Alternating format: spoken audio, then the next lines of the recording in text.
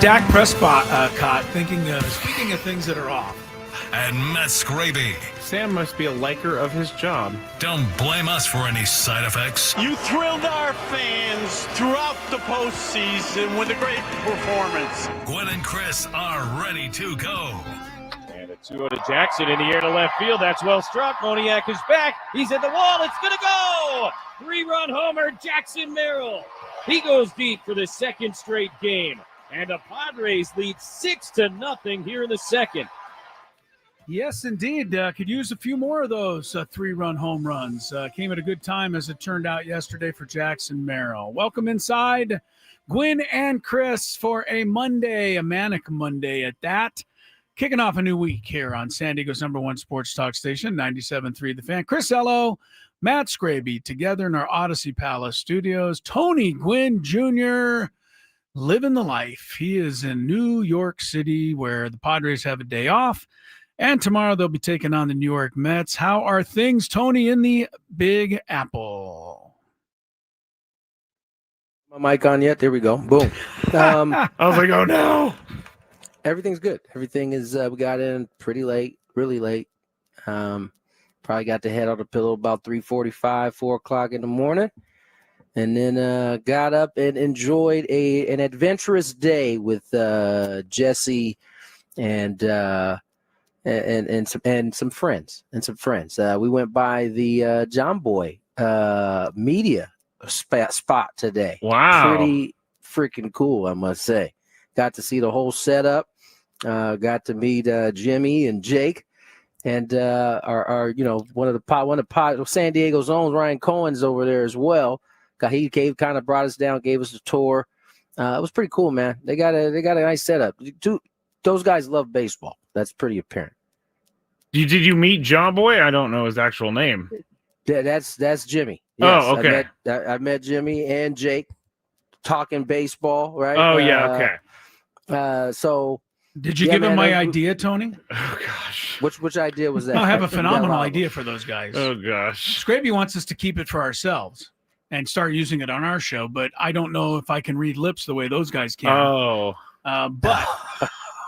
But no, here's my idea is to go back and find a whole bunch of old baseball arguments with Tommy Lasorda and Earl Weaver and do like a throwback Thursday or something. I think it would be hilarious. I mean, I don't know that the video is good enough maybe to be able to catch all of the bad language of some of those managers way back when, but I think John Boy would have a great time with that. And I know one thing, I'd enjoy watching that if they could go back and, give me some stuff from Tommy Lasorda, give me some stuff from Lou Piniella, Billy Martin. I mean, again, I don't know if the video's good enough, for them to be able to read the words, but that's my idea for John It also Boy. might be beep, beep, beep, beep, you, beep, beep, beep, beep, you.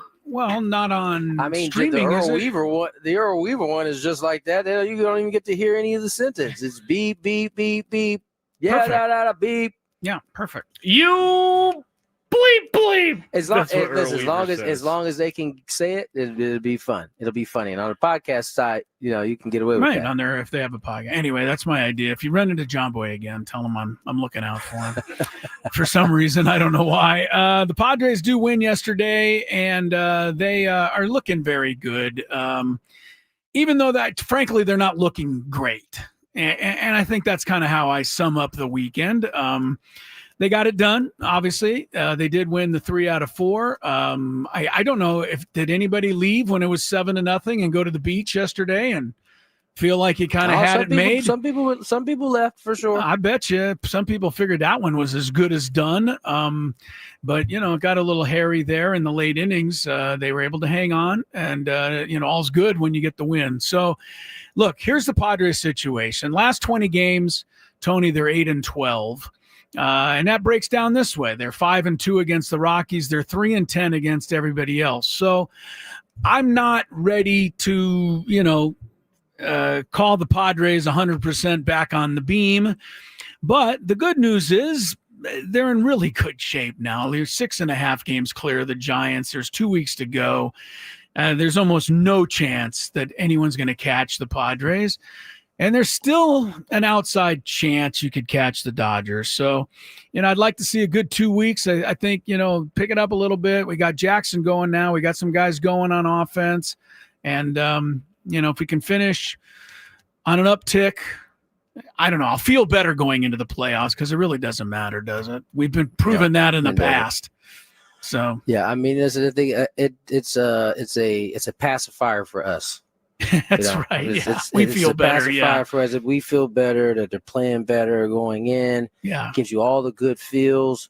But just ask the Brewers how that's gone out for them the last couple of years, going into the postseason as hot as anybody. Yeah, or you could just ask the Padres themselves. They went in as hot as anybody as well going into last year's postseason. And also went home. And so Padres did a whole lot better the year they went in there ice cold in 2022. Where they kind of backed in there, right? Yeah, no. So. But I think good. There's some good stuff. I mean, Jackson's getting it going. You see Toddy back to the short stride and is pummeling the baseball again, getting on base. Manny, before his off day, seemed like he was starting to figure it out, shorten his swing. And so you got the makings of something at least in that middle of the lineup, starting to permeate a little bit. It does seem like Ramon has gotten a little cold here in some recent stretch, but he also had a couple knocks the other day, though. So I don't know. Well, this is a good series coming up. The Mets, they're fighting for their life. They're reeling right now, although they got the win yesterday. It's a ball club that is teetering on, choking it off, basically. No, you talk about a brink of disaster. I'm sure in New York, man, it's got to be the people, the media in New York has to be just really rooting hard and trying to cheer on and lift the spirits of the Mets. I imagine that's what the newspapers are doing there. Like, come on, guys, we still believe in you. I'm joking. I know that what they're doing is they're saying the Mets suck and they're going to blow it and we should fire everybody. I'm sure that's what's actually happening in New York right now. What's the point of Juan Soto if he can't get us any wins? Yeah, they've lost 8 in a row. I'm kind of glad they won yesterday. I think a 9 in a row going in with the Padres would have scared me even more. So yeah, Jesse and I said the same thing. Get their win out of the way now so they're not like, 10, 11, whatever it may be. Yeah. Let's go ahead and just knock it out now. Now it's just a regular game tomorrow for them. Yeah, they're not trying to break a 9-game streak. Yeah, and the pressure, if there is pressure, it's now it's going to be on the Mets. I mean, they're a game and a half ahead. That's it. They get the Giants 1.5 back. They get the Diamondbacks all of a sudden back in at 2 games out of the playoffs, and so the Reds are 2.5. So the Mets have to start winning. So hopefully the Padres can take advantage of a little of that pressure they're putting on themselves, because again, the Padres can't just go in there and lollygag through the week. They need to keep on putting the pedal down, and you might get a little help. Look, the Phillies are in LA this week playing the Dodgers, and that actually starts tonight. So you still can catch LA, and as I've said many times, I'd rather the playoffs start at home than on the road, even though if we got to start on the road, then I'll be ready for that. And that's kind of my attitude, and I'm sure it's their attitude as well. So Darvish pitched well. In order to have a home series, you got to win the division. So pretty much, or catch the Cubs, and that's getting a little pretty much. That is the only way you get a home series at this point, is by winning the division. And so you got to catch the Dodgers at this point, 2.5, right? If I'm not mistaken. 2.5, yeah. And the Dodgers are starting. You talk about some guys getting going. I noticed that Mookie and Shohei both have 19-game on-base streaks right now.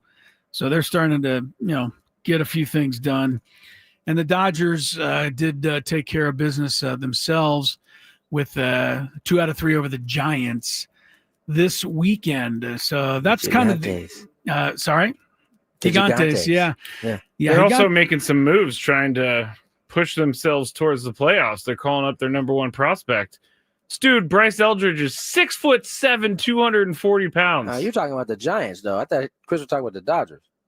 Oh, Well, the Giants, I mean, they might Sorry be about calling that, this guy guys. up a little too late now. I mean, 6.5. I thought you were talking about the Giants. My bad. It's not going to be easy. We're going to talk about more about Bryce Eldridge in the Big Five, I guess. Skraby thought he had a nugget there, and it's just wrong team, buddy. Man, that was really a good one. That was a good one. Man, that stinks. Aren't you glad you heard that one out there before anybody else? The Big Dumper made a little history yesterday, got home run number 54 to tie Mickey Mantle. Anytime somebody does that, it's newsworthy. Also moved the Mariners a game ahead of the Astros in the AL West. So that one's coming down to the wire. We only have 2 weeks left to go in the regular season. And, boy, it just seems like we were down in Peoria, as the old saying goes. But it's coming up on the wire here, and that's a good thing. Padres could clinch a playoff berth by Friday at the earliest if everything goes well, but not really Magic worried about that. 7. Just win some games. Yeah, win some games here. Keep on, get a series in New York. Get a series over the White Sox, and then come home and finish things up. And we'll see where that puts the Padres when all is said and done. We'll get into the football, of course. Week 2 of the National Football League. We got a good, bad, and ugly coming up in the 3 o'clock hour. Alden Gonzalez from ESPN will be joining us actually this hour. Talk some baseball with him. He's always got great insight into everything. And we're going to actually be here till 6 o'clock. There is one Monday night game that starts at 4 o'clock. We'll keep you up to date on that. That's Tampa Bay and Houston. Yeah, thanks, Adam, for not carrying the first game of the Monday night doubleheader. Come on, guys. We have to work this week, Chris. Yeah, I said thank you. I just said shout out to Adam. Thank you. Thank you Shout for out to letting us Adam. do a show. That's a backhanded compliment if I ever heard one. I must say that I don't disagree with you, but I'm trying to be nice about it. So, yes, we will be on the air during the first Monday night game, and Skraby will take over with the Chronicles until the second Monday night game kicks off at 7 o'clock. 6:45 is when I officially send it over to 6:45. Monday Night Thank Football. you. It'll be the Chargers and the Raiders. And we'll have that game later on tonight. But pretty exciting week 2 in the NFL, as is almost always the case. So all that coming up as Gwynn and Chris gets underway on 97.3 The Fan. Football is back, and so is your shot at big.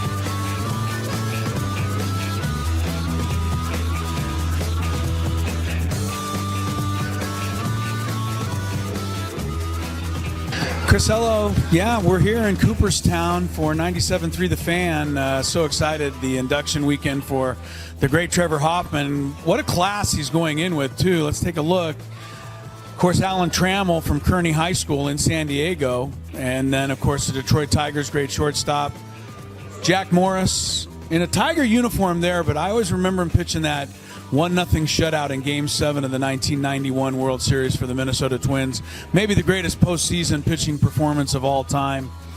Chipper Jones, Padre fans remember him. Every fan of a National League team remembers him because he would come in and do damage to that team. Only the second #1 overall pick in the Major League Draft, Chipper Jones, to be inducted into the Hall of Fame. The other is Ken Griffey Jr.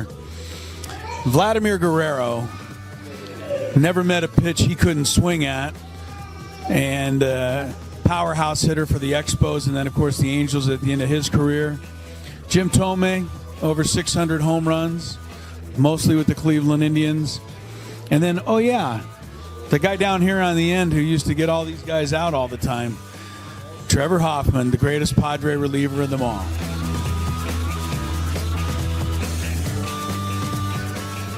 Two of the greatest outfielders in the history of baseball. Of course, you've got Babe Ruth right here, Ted Williams right over there. I was wondering who the third outfielder would be, and then, of course, it hit me. Tony would be upset if I didn't say that the third outfielder, who will someday probably be displayed right here between these two guys, is obviously Mike Trout.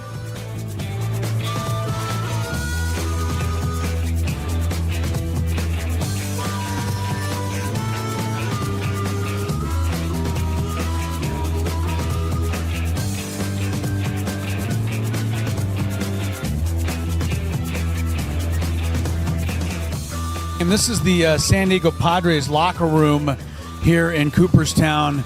Obviously, a couple of jerseys there and hats, gloves, all-star stuff. I think the most interesting thing in this entire display, though, especially this weekend, is a picture in the top corner of Angus Young. He's the guitarist for AC/DC, wearing a Trevor Hoffman uniform, obviously playing Hell's Bells. I know that Trevor went to many AC/DC concerts and was honored by sitting in the front row to watch AC/DC play Hell's Bells in his honor. But there's a picture of Angus Young playing Hell's Bells for Trevor Hoffman, wearing the 51 jersey right there.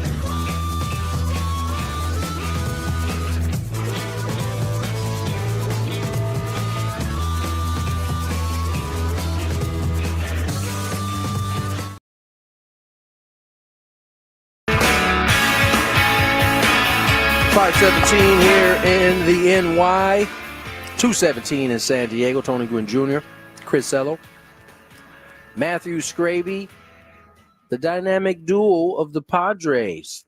Kind of got it going. The two youngest of the stars, and Jackson Merrill and Fernando Tatis Jr.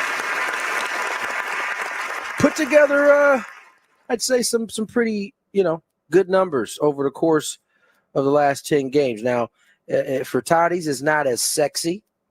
He's not. He's doing the opposite of what everybody was complaining about, right? He was getting on base, no power. Now he's not getting on base, lots of power. 292 on base percentage, but a 644 slug. He's flip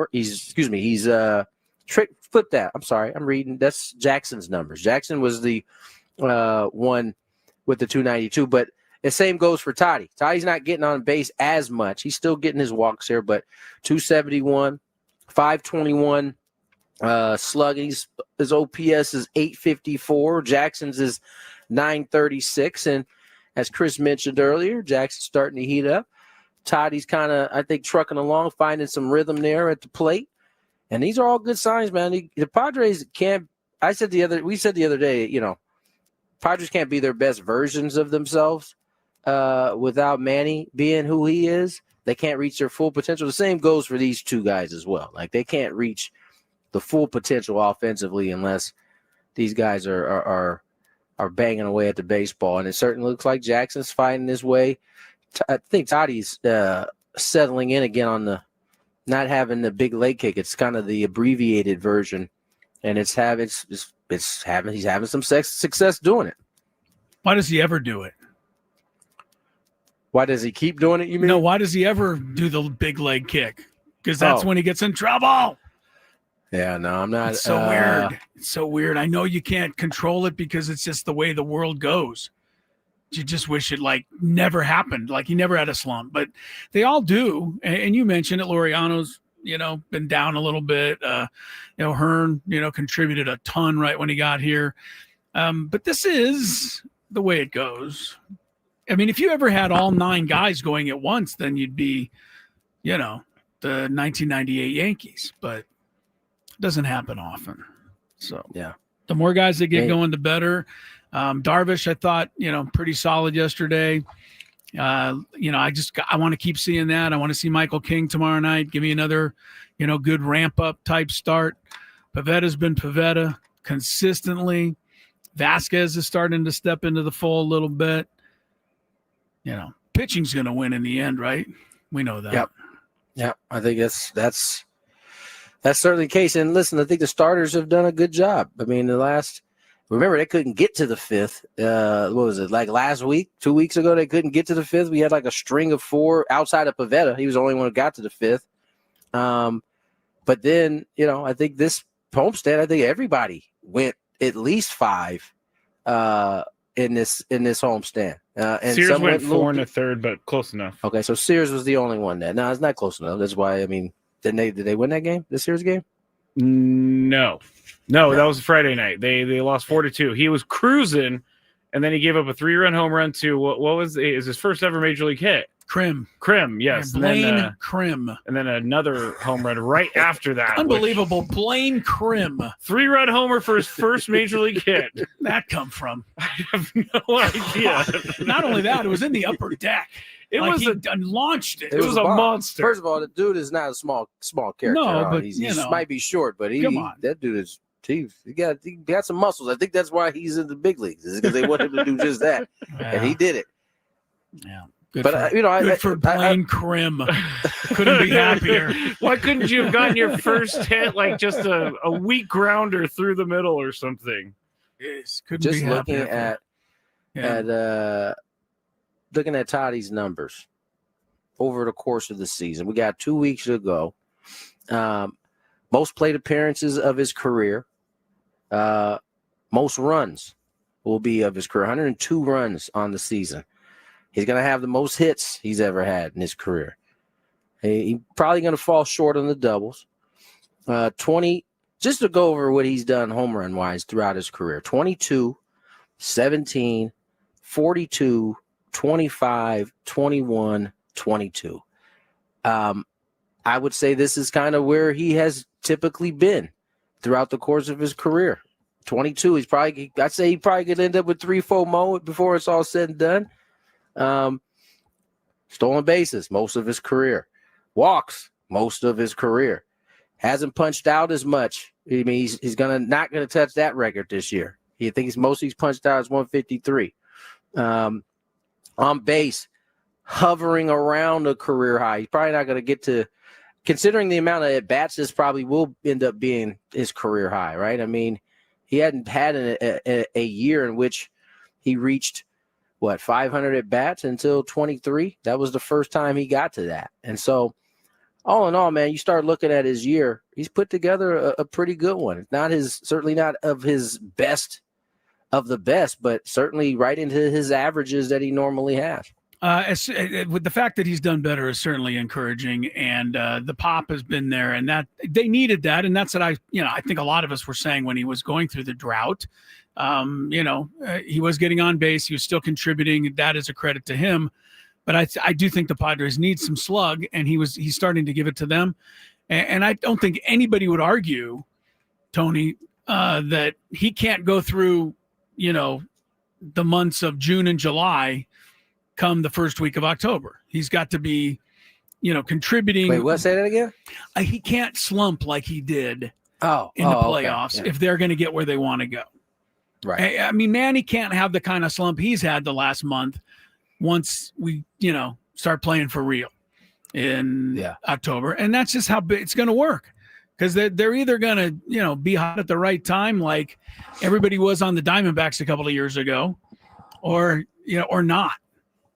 That's kind of how this playoff thing works. Yeah, it's such like a short sample for a long season, and you just got to hope that your guys are clicking.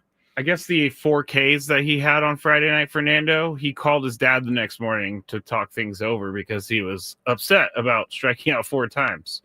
And whatever they talked about, it seemed to work. I tried to call his dad the next morning, too, because I was upset as well. Oh, but yeah? he didn't How take did that go he didn't for take you? my call. Okay. So I couldn't It get certainly seems like that every time he talks to Pops, good things follow. Yes, shortly let's make sure we thereafter. get those So, two together before the playoffs start. Can we just have him in the room next to Fernando throughout the entire playoffs? Yes, let's take advantage. That seems like a good thing that we've discovered. So let's go with that. Would you say, Jackson- okay, let me ask you guys this.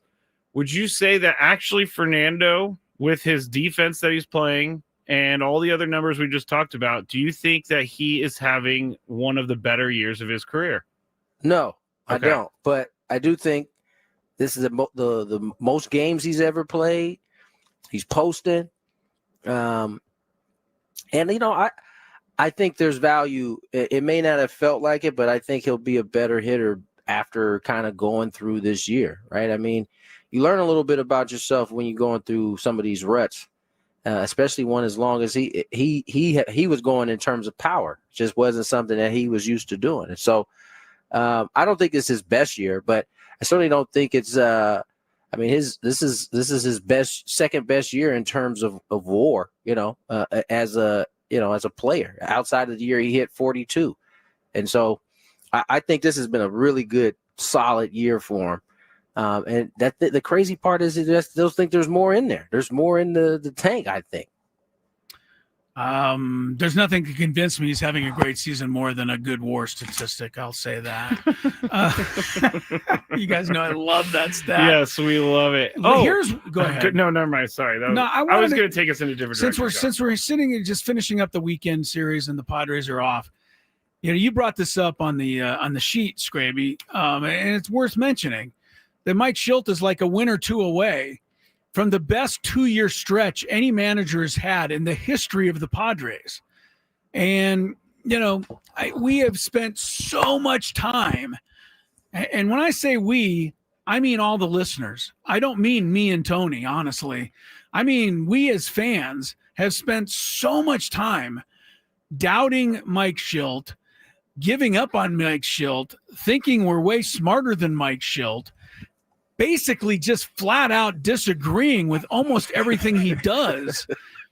I mean, we've done all of that, especially the last month or two here. And, you can still do all that stuff. I'm not taking it away from you out there, but maybe there should be just a little appreciation for the fact that in back-to-back years, no manager, Bruce Bochy included, has ever been as good as Mike Shildt has been. Maybe we should be a little happy about that. I'm just saying. That just seems to be the nature of. I don't know if it's just us, but it does seem like we have found everything to question or be critical of. I know. Whether it works or whether it doesn't work. I think that's been kind of the nature of the beast this year when it comes to Mike Shildt.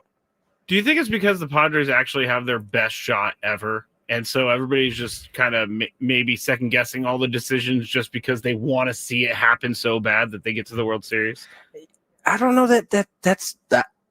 I would say in 2023, we came into the year with the best shot ever and didn't even get to the postseason. Yeah.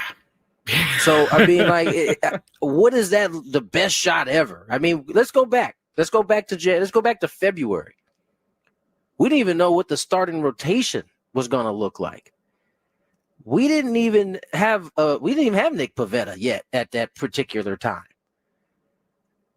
And so, we didn't know that Gavin Sheets was going to give us 20, basically. There was no left fielder in February. So there was a lot of people who did not predict the Padres would be in the playoffs this year. And I mean, really a lot have of the people. best chance ever until maybe after the deadline people started feeling like that? Because they certainly weren't feeling like that before the deadline. Pretty revisionist My history. memory serves. Pretty revisionist history to look at the Padres being right now, what are they, 82-60, Skrabe? Give me the record, 82-60. It's pretty hard to look at that to me and say that you really expected they should get a lot more than that, because I don't think anybody expected that. Yeah, Frankly, 82 and 68. 68. Yeah. 82 and 68. I'm sorry, 82 and 68. So right now, if they go 500 the rest of the way, 6-6, they'd win 88 games. Everyone predicted them to win no more than 85 or 6 games. There's just no way you did. Here's something funny from the chat. Jocelyn says, I almost took a big bite of my apple and then realized I was on camera and put it. people want to win every single game, and if we don't, then the Padres stink, Shildt stinks, Manny stinks, fire AJ, fire Tatis. They freak out. We're in a good spot. Settle down, people. Tyler says, clearly the Padres fan base are used to helping convert Qualcomm between baseball and football venues because of how good they are at moving goalposts. That's it. That's bravo to Yeah, that was a good one. The goalposts are outrageous. The goal all year, there's been one goal. Make the playoffs and see where you go from there, right? I think that's the regular season. No, I think that's not. the regular season goal. That's fair. Okay. And I think they're going to achieve that. And I've felt all along they're going to achieve that. Never really wavered. Yeah. No, but nonetheless, good. They're in a good spot here. Have a chance to, really complicate things in New York. That would be, quite fun. I must say, they are teetering, and the Padres come here and kick them while they're down. Would be something to go home or to head to Chicago with for sure. All right, let's get to break. When we return, got more baseball. Alden Gonzalez, ESPN, joins us next. Here on Gwynn and Chris. Ben and Wood.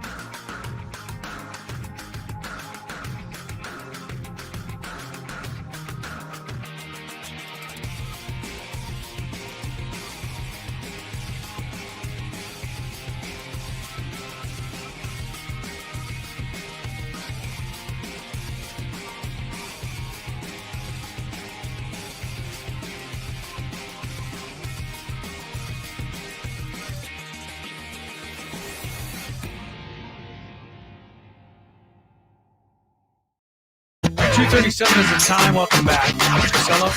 Tony Gwynn Jr. in New York City. Padres idle tonight, but they're in the Big Apple. They'll take on the Mets tomorrow. Game 1 of a 3-game series, starting the final 2 weeks of the regular season. Sitting in very good shape are the Padres, 6.5 games clear of the Giants for a playoff spot, but still trying to chase down the Dodgers and the NL West. The Dodgers take on the Phillies tonight in a battle of the top, 2 of the top 3 teams in the National League. Phillies can clinch the NL East with a win tonight. They already clinched a playoff spot. So that's the baseball stuff. There are a couple of football things before we get to Alden Gonzalez. Some quarterback news, which is pretty big. You probably heard the Joe Burrow news earlier this morning. Today, he's getting surgery on his toe. And it's 3 months, at least, for Joe Burrow. That is October, November. That's middle of December, if the Bengals are still going and in contention. Hey, they're 2-0. If whether Burrows can get back. Yeah, usually the Bengals are 0-2 right now with Burrow. Now they're 2-0 without Burrow. So see where that goes. But that was the biggest, most significant injury of the day. A couple of more injuries you may not have yet heard about.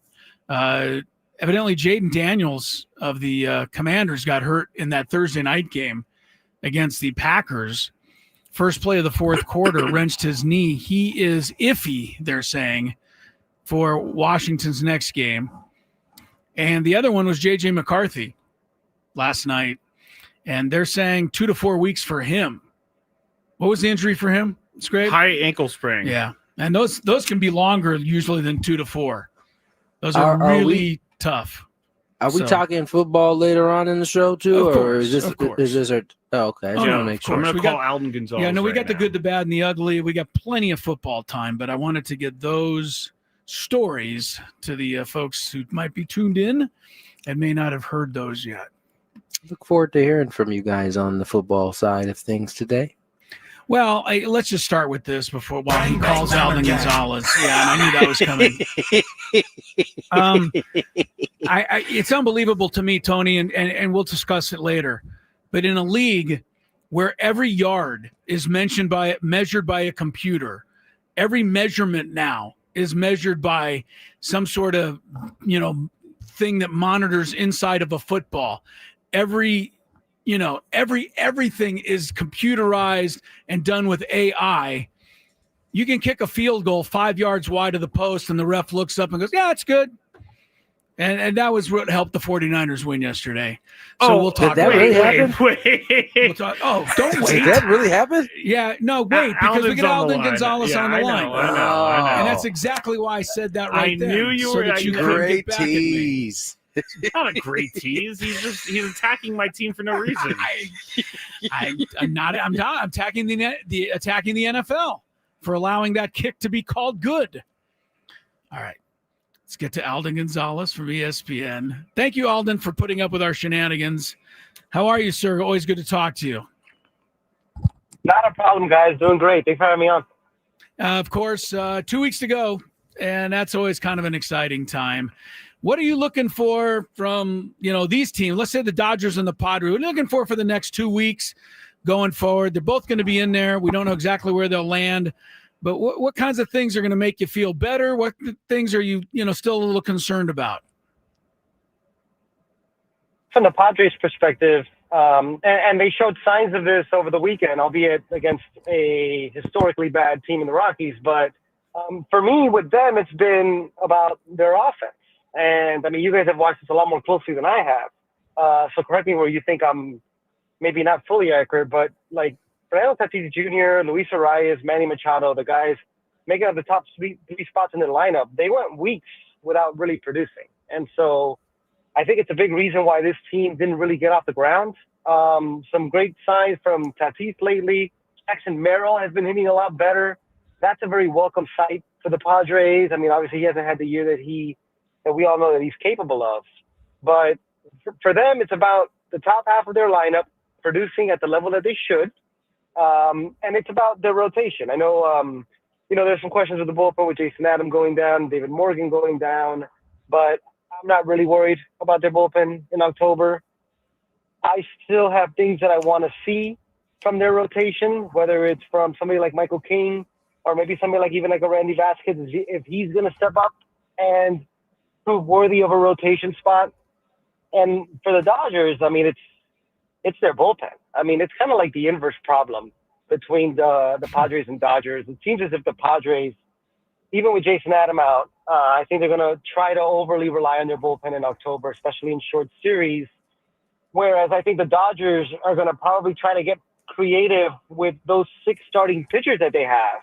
Because on any given night, and I'm going to be very curious to see how this works out against the Phillies this week, on any given night, I don't know who Dave Roberts trusts to get the last 3, 6, even 9 outs out of the bullpen. And we have 2 weeks left in the regular season, and that continues to be the problem for the Dodgers.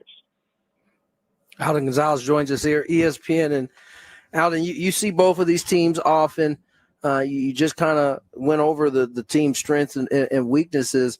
How do you see this playing out? The Padres 2.5 games out with what, 7 to go, or no, 12 to go. Do you think that the Padres can close the gap? Obviously, Phillies are playing the Dodgers this week, but the Padres have Milwaukee the beginning of next week, as well as the Mets this weekend or this week. Yeah, Tony, I think both these teams have pretty tough schedules. The Dodgers have Phillies and Giants, okay, and then I think they play a series in Colorado, and then they finish up in Seattle, which that's a team that might have a lot to play for still the final weekend of the regular season. Whereas the Padres, they have the Mets this week, as you mentioned, the Brewers next weekend. Oh, by the way, they finish up against the Diamondbacks, I believe. Yeah. And the Diamondbacks are in a vacuum. They're always a really scrappy team that never gives up. But they're on the fringes of a wild card spot, as crazy as that may sound right now. To be honest, and maybe they're going to prove me wrong here over the next 2 weeks, because they're certainly capable of doing that. But in my mind, the Padres have missed their opportunity.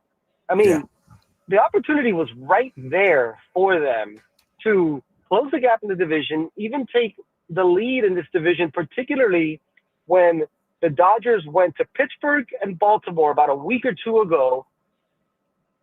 One, the Padres had a soft spot in their schedule. That's when they could have taken control of the division. The fact that they didn't, and now the Dodgers are getting healthier, and now both teams have similarly difficult schedules. I don't know, man. You tell me if you disagree, but I feel like the Padres missed their shots. And look, I could say the same thing about the Dodgers in that they missed their opportunity to really distance themselves, and they've made this close. But you're talking about 2.5 games now when you're down to your last 12, 13 games of the regular season. And this is an experienced Dodgers team that knows how to navigate this time of year, knows how important it is to, if you're not getting the number 2 seed and getting that bye, to host the wild card round. I have a hard time thinking that at this juncture they're going to give it up. And you got to add to that too, Alden. The Dodgers have the tie break, so Padres actually have to make up. Yeah, they had to make up so 3.5 really games, right? Yeah. So, and I agree with you. The Padres had their shot, and it didn't happen. So I think they've kind of had to refigure it out now and get back to just trying to play well and see where the chips end up falling. Alden Gonzalez is with us. Talk a little bit about the season for Mookie Betts. What a weird year. He has never ever been anywhere close to I hate to use the word bad because I really respect how, what a great player he is, but he was flat out bad in July and the whole thing. Now he's got a 19-game on base streak. It seems like he's finally figured it out, and that's bad news for everyone else out there. But how has life been to be Mookie Betts this season? Yeah, I don't think weird actually does it justice. I mean, think about that. Think about the task he was attempting to take on this year, to be a player in your 30s and to transition to one of the most physically demanding positions at shortstop, a position that he really didn't play full time until he was in the first year of professional baseball. And the fact that he actually accomplished the difficult thing, and he has turned himself into what many consider, and the metrics back up, to be an above average defensive shortstop. And the thing that he could always count on, which is being an elite offensive player, is a part that hasn't been there for him until recently, is insane to even think about. I think, and there's been a lot of talk about this from him and from people around Mookie. He had, if you guys remember, a really bad illness when the season began. He lost like 30, 40 pounds. I don't remember what it was. And I think that really played a big part in setting him back because he began the year without having the strength that he's used to having. And there's a thought that because of that, in trying to make up for that, his mechanics got out of whack. That happened at a time when he's trying to tackle the rigors of playing shortstop and doing extra pregame work on a body that's only getting older. And I think it took him a lot of time to, yes, he put the weight back on, he got his strength back, but to get there and then also get his mechanics synced up again to where he was the Mookie that we remember, that took time. And it's only been until recently that those two things have married. And there were good signs early on in that Mookie Betts was navigating the strike zone really well. He was putting bat to ball at the kind of rate that we're accustomed to, but he just wasn't generating any power. Like balls that he was lifting to left center that would go over the fence were getting caught near the warning track. There was just, for a long time, it just felt like there wasn't any juice there. But it's clearly back now. And this is as a hitter, this is the Mookie that I remember seeing for the last 4 or 5 years. And I'll say this, and people on the Dodgers say this often. Shohei Ohtani's going to win another MVP. He is their leadoff hitter. He is a major catalyst. But a lot of people on the Dodgers say that this offense goes as Mookie Betts goes, and especially because he's that right-handed hitter nestled between Shohei Ohtani and Freddie Freeman. He is the one that when he is right, he could take that offense to another level. And if he continues this into October, that's going to be a really good sign for a Dodgers offense who, by the way, and I know I said this about the top half of the Padres order recently, this is a Dodgers offense that has been wildly inconsistent, very much mediocre since maybe the start of July, definitely since the start of August. It's not what you expected from a group like this, but that's what they've been. No, Alden Gonzalez joins us, ESPN MLB writer. And Alden, we talked a little bit about the Mets. We kind of grazed the Mets, but at this point, they seem to be reeling. And they've pulled every lever that you could possibly think of. They brought up the 2 young kids. They sent Senga down to try to work on his mechanics. Nothing has worked.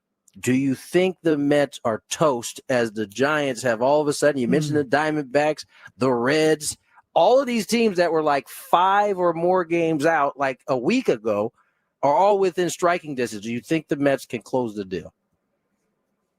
I don't know. I'll tell you what, Tony, on paper, when I compare the Mets to the Giants, the Diamondbacks, to the Reds, my thought is, how is this team not well positioned for the playoffs? Right. This is a playoff team. This is so like, I think that yes, they can close this out because they have the ability to. And Tony, you could speak to this. Like, if you're a player and you want to sort of shield yourself from all the outside noise, but like, I feel like you hear that talk about like, are they really going to blow this? And especially like when you're playing in a market like New York, where everything is made much bigger than it actually is. Like, that noise around you can be deafening. And I feel like there's a tendency when you're a team in the situation that the Mets are in, where you just keep sliding and it doesn't seem as if you could put any stop to it, that there's a real momentum there, right? And like, it's really difficult to halt momentum like that. And I think that's the challenge of the Mets. I feel like I look at the team like the Giants, like, they've won 14 out of the last 20 games. Okay, this is a Giants team that the front office traded for Rafael Devers, and then they played so poorly for a month and a half that Butcher Posey and Zach Manassian had no choice but to sell veteran players. They thought this team was not good enough to compete. And now, like, they just called up Bryce Elder, the top prospect, to play first base. Like, this is a team that's playing with nothing to lose. And that's a scary thing. And I feel like there's a tendency, if you're the Mets, to get really tight when something like this is happening. And I'll say this, like, and maybe this is recency bias at play here, but when you factor in that the extra playoff spot, that now 6 teams make it in each league, and you look at the payroll of that team and what they did in adding Juan Soto over the offseason and what they did the year before getting to the NLCS, if this team doesn't make the playoffs, it will go down as one of the biggest collapses in baseball history. It just will. And I think the threat of that is a difficult thing to overcome. I'm so excited to hear you say that, Alden. I'm going to root extra hard now for the Padres to facilitate that biggest collapse this week. One last quick thing. I know we got a minute or so left, but can you just touch on what Cal Raleigh has done, tying Mickey Mantle, breaking the record for catchers? Is it going to be enough to overhaul Aaron Judge, who's, everyone sees play every day, and the Mariners on the West Coast? Or does Raleigh deserve it, the MVP? I think at this point, Aaron Judge has distanced himself. There was a time there when Aaron Judge's offense fell off and Cal Raleigh really made up ground. But in my opinion, I don't know how the voters are going to side. And I haven't looked at this closely enough to say this definitively, but it seems to me as if there's real distance now between Aaron Judge and Cal Raleigh. Having said that, though, I mean, I'm glad you brought him up because what he is doing as a catcher who, by the way, is an elite defensive catcher, okay, who by all accounts does a great job handling that staff, all right, and to be a switch hitter on top of that and to be doing what he's doing offensively, still holding up late in the year, again, even though he's a catcher, it's one of the most historic seasons we've ever seen. And at the end of the day, if he doesn't win an MVP, it'll be because Aaron Judge doesn't reside on this planet. And he is a different being. And that's kind of what it took. But, man, how fun is it to be a Mariners fan right now? Those fans, very much like Padres fans, still waiting for that first championship. They have a chance to win their first division in 25 years. And it seems like they're finally clicking. And Cal Raleigh has been the driving force behind that all year. Alden, you've been the driving force behind great baseball stuff all year. You always are. And we love having you on. Thanks so much. Man, I love that transition. Thank you so much. Appreciate you, Alden. Doing what I can, Alden. Take care, pal. We'll see you soon. Later, guys. All right. There he goes. Alden Gonzalez from ESPN. I'm still thinking in the back of my mind about Peoria Sports Complex World Series. So then one of us would have to win, Seattle or San Diego. All right. I certainly wouldn't mind that travel for a World Series. Yeah, wouldn't that be great? Bring it all on the West Coast. Make those poor East Coast people stay up to watch us. Yeah. They get the 6 p.m. or 7 p.m. Monday Night Football game today. That's good enough for them. I am so excited to hear Alden say that the Mets are on the verge of one of the biggest collapses ever. Now we got to help make this happen. Come on, guys. We can do it. I mean, what they got the second highest payroll, right? Well, Yes. Juan Soto himself has the second highest payroll. I just thought I'm gonna reconnect, Address. I feel like I'm a little delayed. I with feel like guys you now. have been delayed. starting You to slip back. All right. slipping back in time. We'll a get little Tony bit. back with us in New York, where he is. Gwynn and Chris. We got Daily Gambit and much more great. A good, bad, and ugly in hour number 2, wrapping up week 2 of the NFL.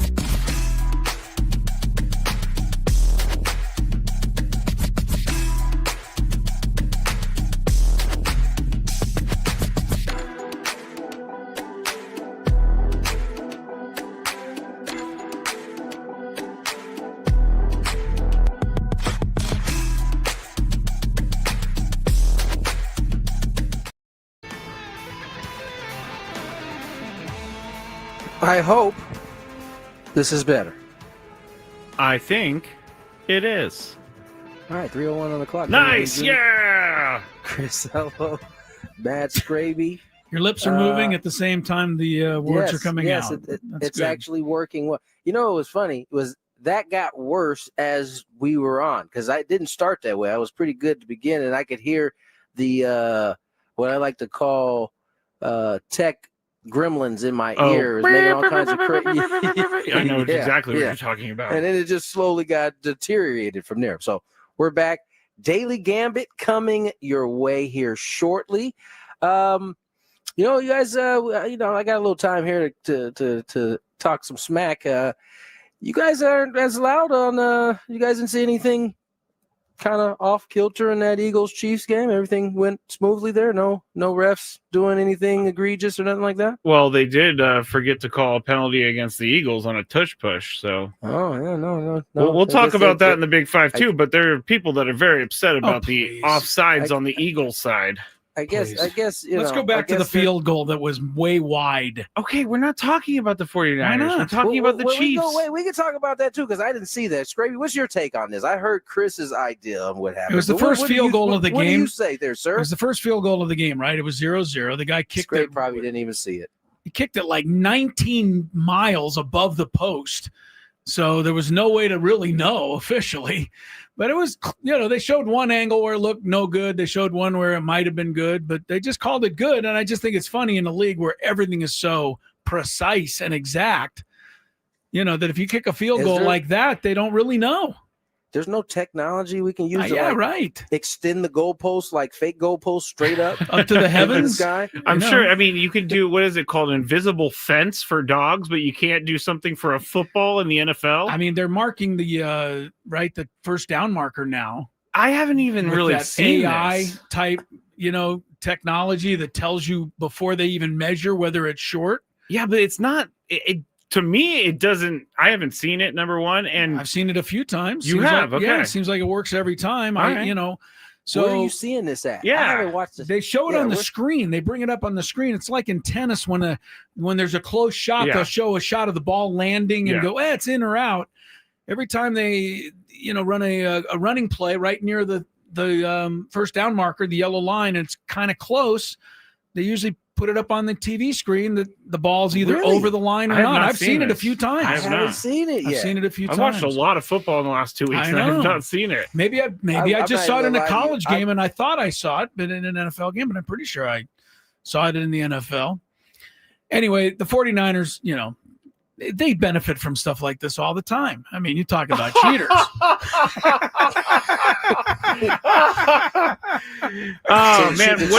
The Chiefs have been moved off the list for the now the 49ers. Now the Niners and Eagles are on. I can't win. You can't win. If Mac Jones wins, that means it's an easy quarterback offense. So Brock Purdy is not actually that good. The whole field goal thing, to be honest, I was just listening to the TV and I heard him say good, and I just went on with my day. I had no idea. There was no need to. There was no reason to think about it because they all just said good. The refs put the arm up. They put the 3 points, and it was right down the middle. and the Saint coach, I think, was like, wait a minute, it was like way wide. And I don't know if it was wide or not because you'd have to look at it like in slow motion 12 different times. But again, the NFL, this is like everything has to be to the exact centimeter, on replay and this and that, except for a field goal. That's 3 points, one way or the other. They still won by 2 points, even if they missed that one. Yes, but as well as I do that if that field goal is no good, it changes all kinds of strategies as the game goes on. I actually think Kyle Shanahan ends up going to prison because he beat down the kicker for missing another field goal. Your guy missed his first extra point after they brought him in. Yeah. I don't understand. Kyle Shanahan said last week he held his breath on each kick because he had no idea if it was going to go in. That's a terrible spot for a coach to be in. We need to go to the Daily Gambit, but did you hear him tell the story about his dad chewing him out over that? No, I haven't. He said he was a young coach, and this is how he learned to stick with. Let's go to Daily Gambit before I get lost, and we'll get to that later. Okay. Do you like money? I think about money a lot. Do you like money without doing anything? Winning. Do you want to make money while watching sports? I think Washington is immortal luck. Washington! Woohoo! If you answered yes, this is your segment. Just don't blame us when you lose. Nothing is ever your fault. It's your game. Take it. Gwynn and Chris go through the top bets of the day in the Daily Gambit on 97.3 The Fan. Daily Gambit is our daily sports betting segment here on Gwynn and Chris. Please, everybody, gamble responsibly. We started with some bets on Friday. Colorado Rockies, would they score more than 1.5 runs? This is all Chris's fault because he was the one who put this in there. Chris said under. I said over. They scored 4. But at one point, I think it was 39 innings without scoring at Petco Park for the Rockies. That's pretty crazy. No, it was forget 39. It sounds better. Is they hadn't scored a run at Petco Park until Friday all season. That is pretty crazy. That was their first run. All right. So I win that one. JP Sears, over under 5 innings pitched. We both went over. He only made it 4 1/3. Walker Buehler, over under 3.5 Ks on Friday. Both of us went over. He only had 3. Wait, who? Walker Buehler. Pitching for the Phillies now. Oh, okay. Well, I'm sorry. I was looking at you. I was like, what is he so confused about? Go ahead. I don't know why I was thinking about the Padres. Go ahead. Giants and the Dodgers on Friday night. Dodgers minus 1.5. They went into extras. Both Chris and I chose the Giants. We were correct because Patrick Bailey hit a walk-off extra inning grand slam. Poor Tanner Scott, man. He's had a really, really tough year. He had a rough go of it. Yeah. Yeah, that's what happens when you join the dark side. That you end up stinking. All right, Houston minus 4. I know I'm going to move on from that. I was going to say something else, but then I decided not to. You know what's funny is I didn't get a chance to see your face because my computer was frozen. Your face was already frozen from a previous minute, so I didn't get to see your glitch that you just had there. Yeah, well, that's a good thing. Houston minus 4 over Colorado. I think Deion Sanders is going to quit being the coach of Colorado pretty soon. Oh, my gosh. They lost 36-20 on Friday night. Both Chris and I chose Houston. Now, this is the most shocking, I think, result of the weekend. UCLA, 15.5-point favorites. Chris and I went with UCLA, but we should have went with New Mexico. New Mexico won 31-10. And Deshaun Foster got fired. Is that right? That is. Yes, he got coach. fired. Yeah. Yep. I told Dave before that game. I was like, listen, don't you go out here and get boat raced by the Lobos. And sure enough, his team went out, got boat raced, and it was almost a double whammy because then his NFL team almost turned around and lost to the G-Man. He's lucky they got that one right. I would have been all over his head top. 49ers were real quick, the thing on the UCLA coach is comical to me. Read the quotes of the AD who fired him because he's the same AD who hired him last year and thought he was the greatest hire. And now the AD basically has to tell everybody, I'm stupid because I hired this guy who can't coach. But he twisted around to make himself look good. Of course. And, of course, the coach looked good. You know, everybody's good except for they don't have a coach now. So. And they got that transfer from Tennessee to go to UCLA, and it hasn't worked out at all. Nico, I am leaving. It couldn't happen to a nicer quarterback. I'm glad he's making all his money because he ain't winning any games. Neither did Tennessee over the weekend, so both of them lose. Yeah, when they lost to Georgia, that's a real loss. 49ers minus 3 on the spread for yesterday's game. Chris and I both chose 49ers. They covered 26-21. Dolphins minus 1.5 against the Patriots. Both Chris and I chose the Patriots, and the Patriots won 33-27. We'll talk about your Dolphins in a little bit. Looked a little bit better yesterday. And then finally, New York Liberty minus 1.5 against the Phoenix Mercury. Chris went Liberty. I went Mercury. Liberty won 76-69. So WNBA playoffs got underway this weekend. Yes. With no Paige Beckers, no Caitlin Clark, and no Angel Reese. The 3 biggest names in the game, and none of them are in the playoffs. So that's how that worked out. You want to do this in the next segment? Let's do it in the next segment. So we'll do that. All right. Going to the next segment. We're going to do the daily finish the game with the next segment. We'll give the picks. We're going to make our picks for tonight's action. So yes, more daily gambit on the other side. Woo.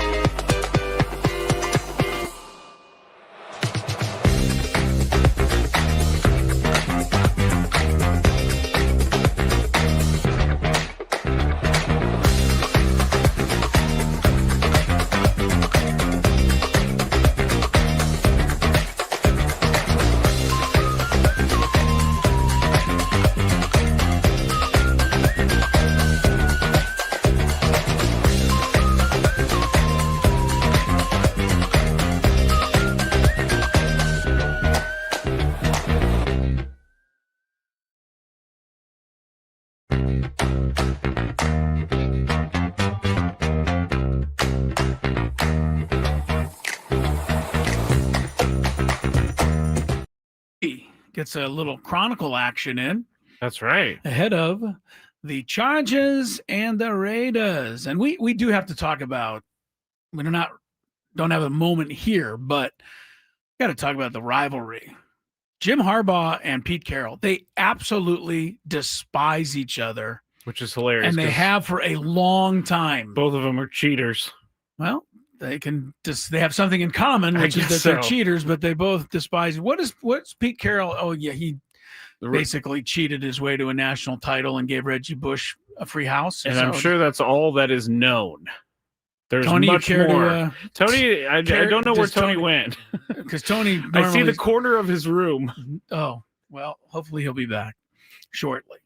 Harbaugh and Carroll do not get along, so that'll be fun. I do enjoy that. Now that they're in the same division together, too. Yep. For the second time in their NFL coaching careers. Right, and they had it all started with Stanford USC, and it's escalated from there. So we will get into that in a little bit.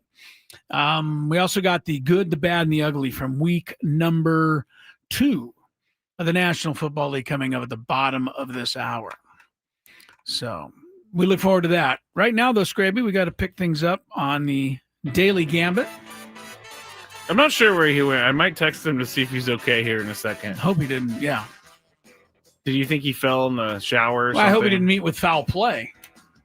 You think he met with foul play in our commercial break? I don't know. I mean, he is in New York City. So. He's in New York City. It could be, you never know. All right, we'll just go forward. We're just going to go forward without Tony. I'm sure he'll rejoin us when he gets a moment. Everybody stare at that box in the top right corner because it's just the corner of his room. I'm going to look now. I'm kind of intrigued. Oh, someone says maybe he's in the bathroom. I don't know. He's been known to go there. As have all of us, frankly, but him more than most. Over, under, Tony just forgot that he was doing the show. That's not nice. All right, we do have a couple of things to wager on. The Phillies are at the Dodgers. Big-time matchup this evening. Ranger Suarez, who's been red hot for the Phillies. Emmett Sheehan for the Dodgers. In L.A., the Phillies are favored by 1.5. Scrape? Going with the Phillies. Phillies are 1.5? At the Dodgers. Yeah, Dodgers are underdog tonight. I think it has to do with the pitching matchup. I will go with the Phillies. You will. I think that's silly. I'll take picking a Philly is silly. I will take the Dodgers. Sheehan is favored by 1 strikeout over Suarez here. Sheehan -1 strikeouts versus Suarez. Ranger Suarez. This is Suarez. He's been getting 8-9 strikeouts a game lately. I'm surprised by that line. I'll take Suarez. Although the Dodgers are hard to strike out, so maybe that's what they're thinking. You know what just hit me, Chris? No. What if Tony went out to get like ice or something and he forgot his room key? That is something that he is more than capable of doing. Because he would never be gone this late. This long with knowing that he was on the show. No kidding, man. We took a commercial break like 5 minutes ago and he has not returned. I'm going to text him. Like, ask him, are you out in the hall trying to get into your room right now? Everything okay? Oh, no. Question mark. Scaring me. No. Okay, I took Suarez too. You take Suarez too. Betts versus Ohtani. Both have 19 game on base streaks. Whoa. Betts versus Ohtani, runs, hits, plus RBIs. Skraby. Both guys are red hot. I'm going to go Ohtani. Ohtani, he's the guy to go with. I'm going to go with Betts because there's a left-handed pitcher. It'll be harder for Ohtani maybe tonight. Maybe. We've got Astros, Rangers. Big game in the American League playoff race. Both teams are now trailing the Mariners. The Rangers have closed within 2 games of a playoff spot. Did you hear back from Tony yet? No, I'm thinking something. I'm thinking he locked himself out. He doesn't have his phone because it's in the room, so he's down at the front desk or something. I don't know. I'm sure there's a story in here somewhere. There's definitely got to be a air. Story. Anyway, Astros -1.5. At Rangers, though. I'm taking Bochy, man. Bochy's making a run. Yeah. All right, I'm going to go with Yeah, I'll take the Rangers too. More Houston tonight. The Texans 2.5 points over the Buccaneers. Monday Night Football. They get started here in the first game about a half an hour. Who do you like there? I do not like the Texans. I do not like the Texans. I don't know why they're favored in this game. I'm going to go with the Bucs. I think the Bucs, and I could be wrong, but I think the Bucs have a chance to push the Pack and the Lions and the Eagles for a Super Bowl run. I don't know that they could quite get there, but I think they're going to make it tough on somebody. So I too am going to say the Bucs here. I don't know what's happened to C.J. Stroud. He's regressed seemingly. He has. He's not dangerous all of a sudden anymore. I was listening to someone break this down earlier today. Okay. And it's more so that he's not running, and for him to be successful, he needs to be able to get out of the pocket a little bit. And he's getting sacked, and he's just not a running quarterback. Well, he better start. Yeah. Who's going to get more passing yardage? This is even up. Baker Mayfield or C.J. Stroud? I guess I'll go Mayfield after that comment. Wait, say Mayfield versus Stroud in passing yardage. Yeah, I'm going to go Mayfield. Going with Baker. Chargers 3.5 over the Vegas Raiders tonight in Vegas. Go Chargers, go! Still no sign of Tony. Go ahead. It's just giving an update. What do you got? Chargers are ready. Go Chargers, go! Who do you got here? 3.5. I feel like the Chargers. I hate to say this, but I feel like the Chargers are a good team, so I'm going to go Chargers. I'll take Vegas. I like Pete Carroll plus the points at home. Which game has more points? Chargers Raiders -4 or Bucks Texans? I think the Bucks Texans plus, getting some more points. That could be a high scoring game too. I'll take Bucks Texans +4. It does seem like the Bucks always have high scoring games, so I'm gonna go with them. Bucks Texans also +4. You say? Mm-hmm. All right.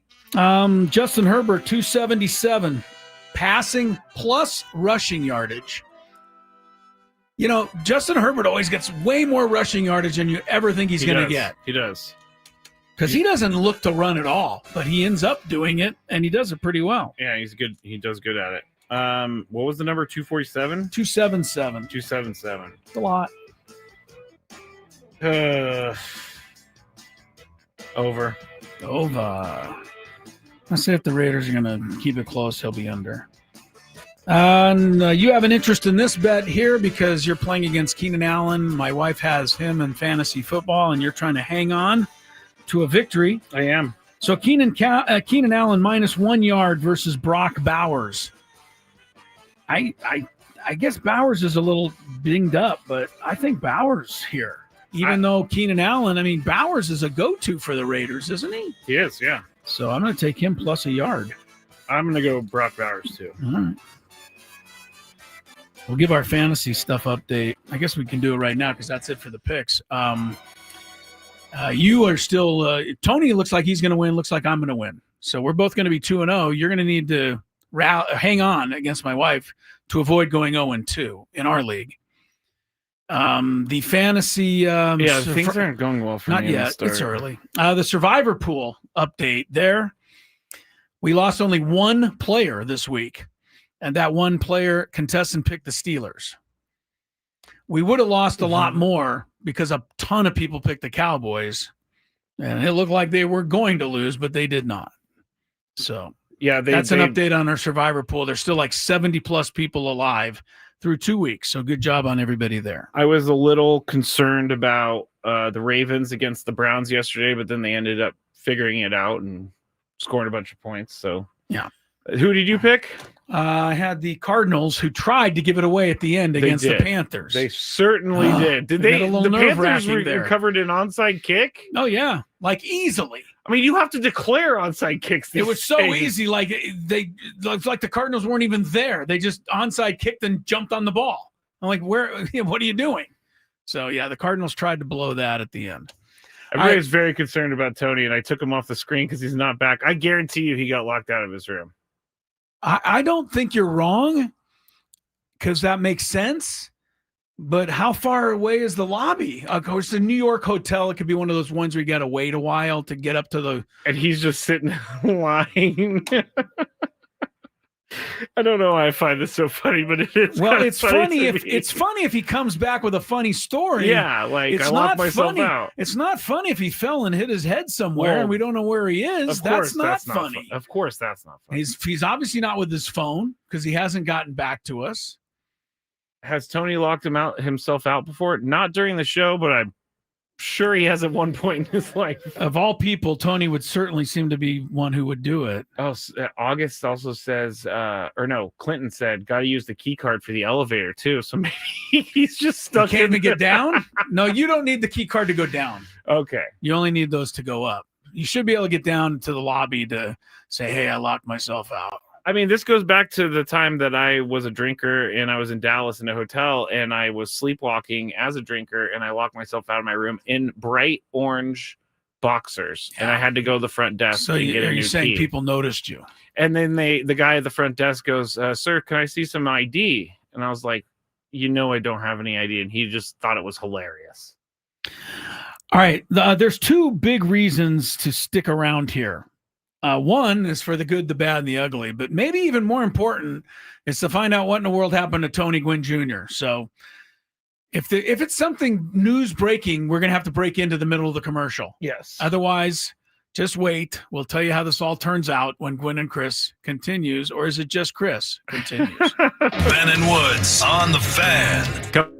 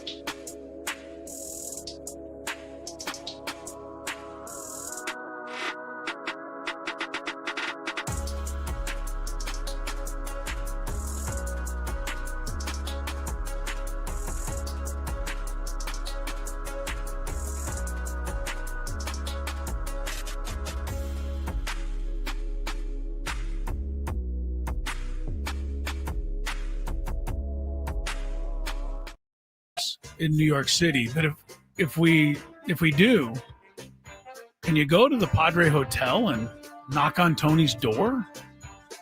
We don't know where he is still. No. Still hasn't come back.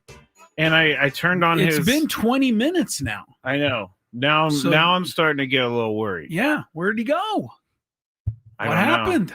I don't know. I would call the front desk of the hotel, but I have no idea where they're staying. I don't know where they're staying either. And when you sent him a text and said, is everything all right? We have not heard back from him. He is still not back in his room. I bet you he is standing in line in the lobby as we speak. I'm trying to get his key back.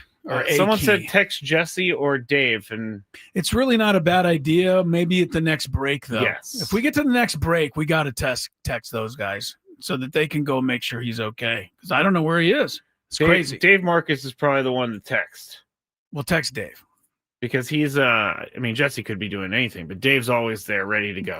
You're trying to say Dave has a ho-hum life and he'd just be sitting around waiting for a text, whereas Jesse might be busy. Is that what you're... Dave's been doing this job for like 30 years. I don't think the what is the word I'm looking for? Never mind. All right. Well, there's certainly an explanation, but we don't have it yet.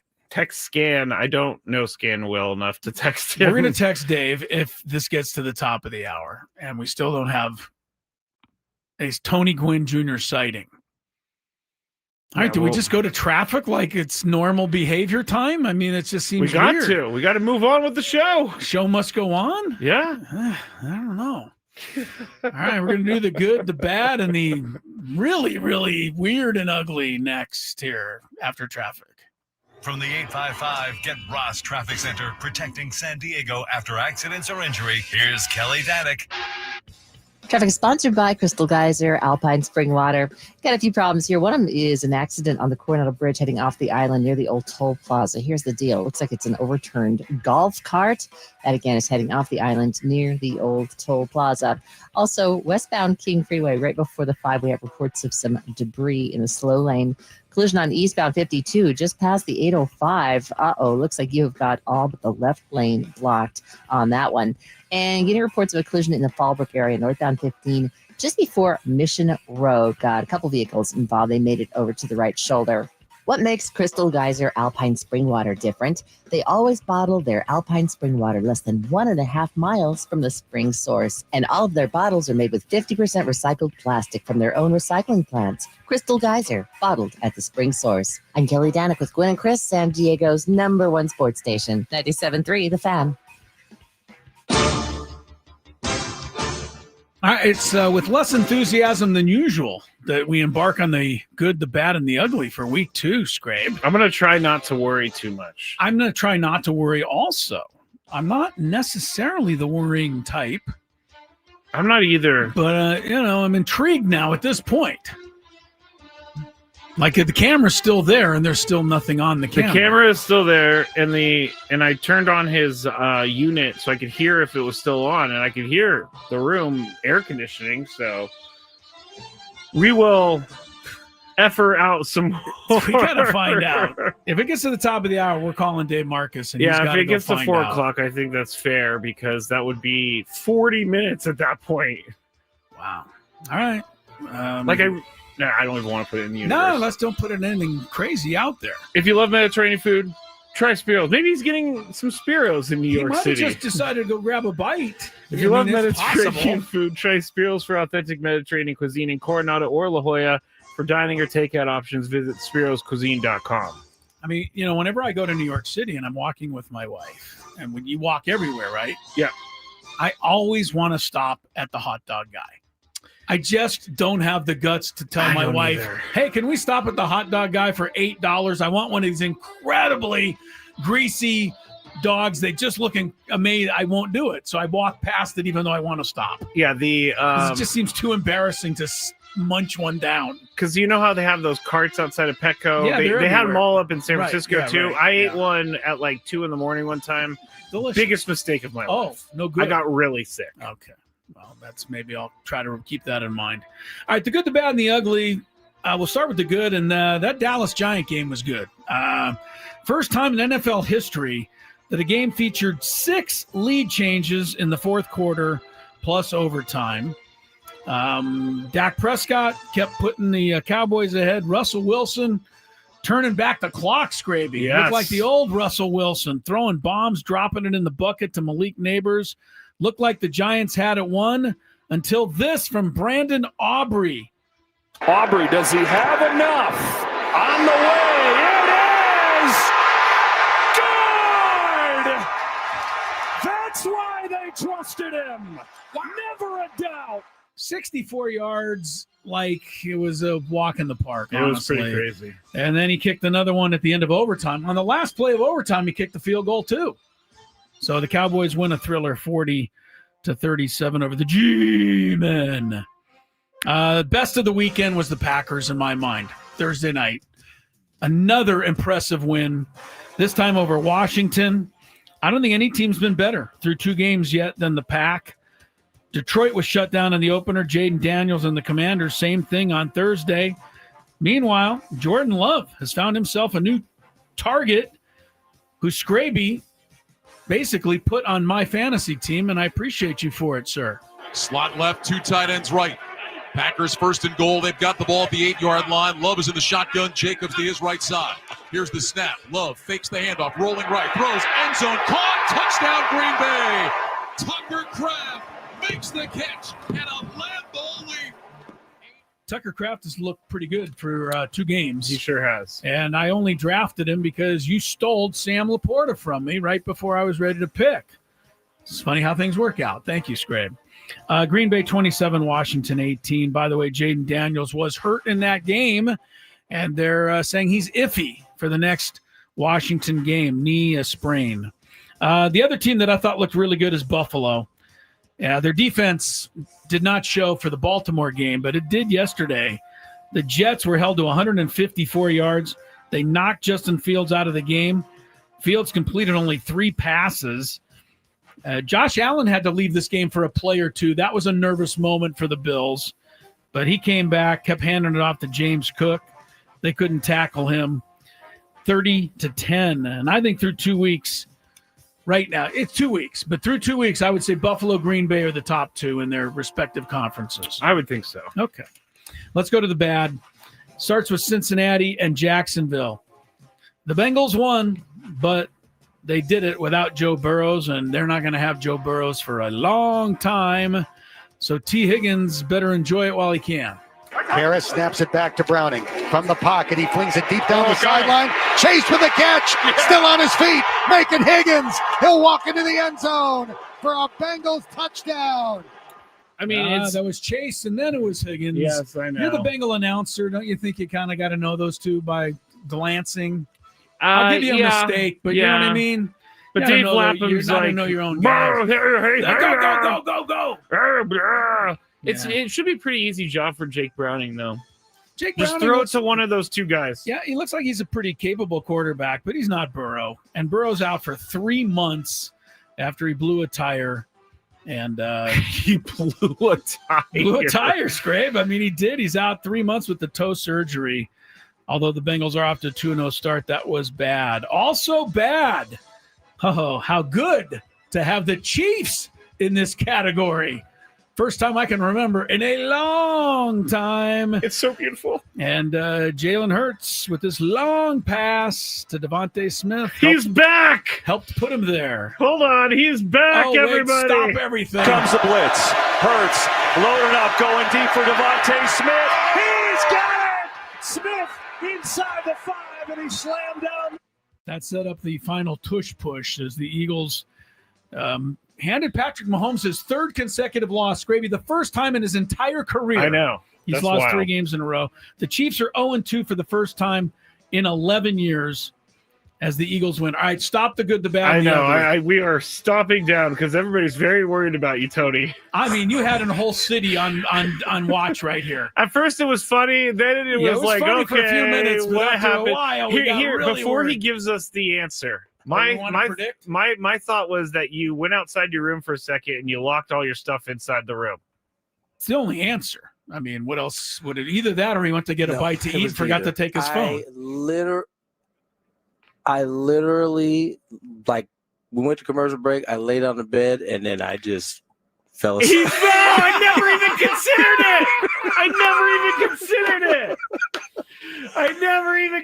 it. It I is. He is on New York literally time. went over there. I was Remember, he like, got in at 4 in the morning yesterday. It could happen.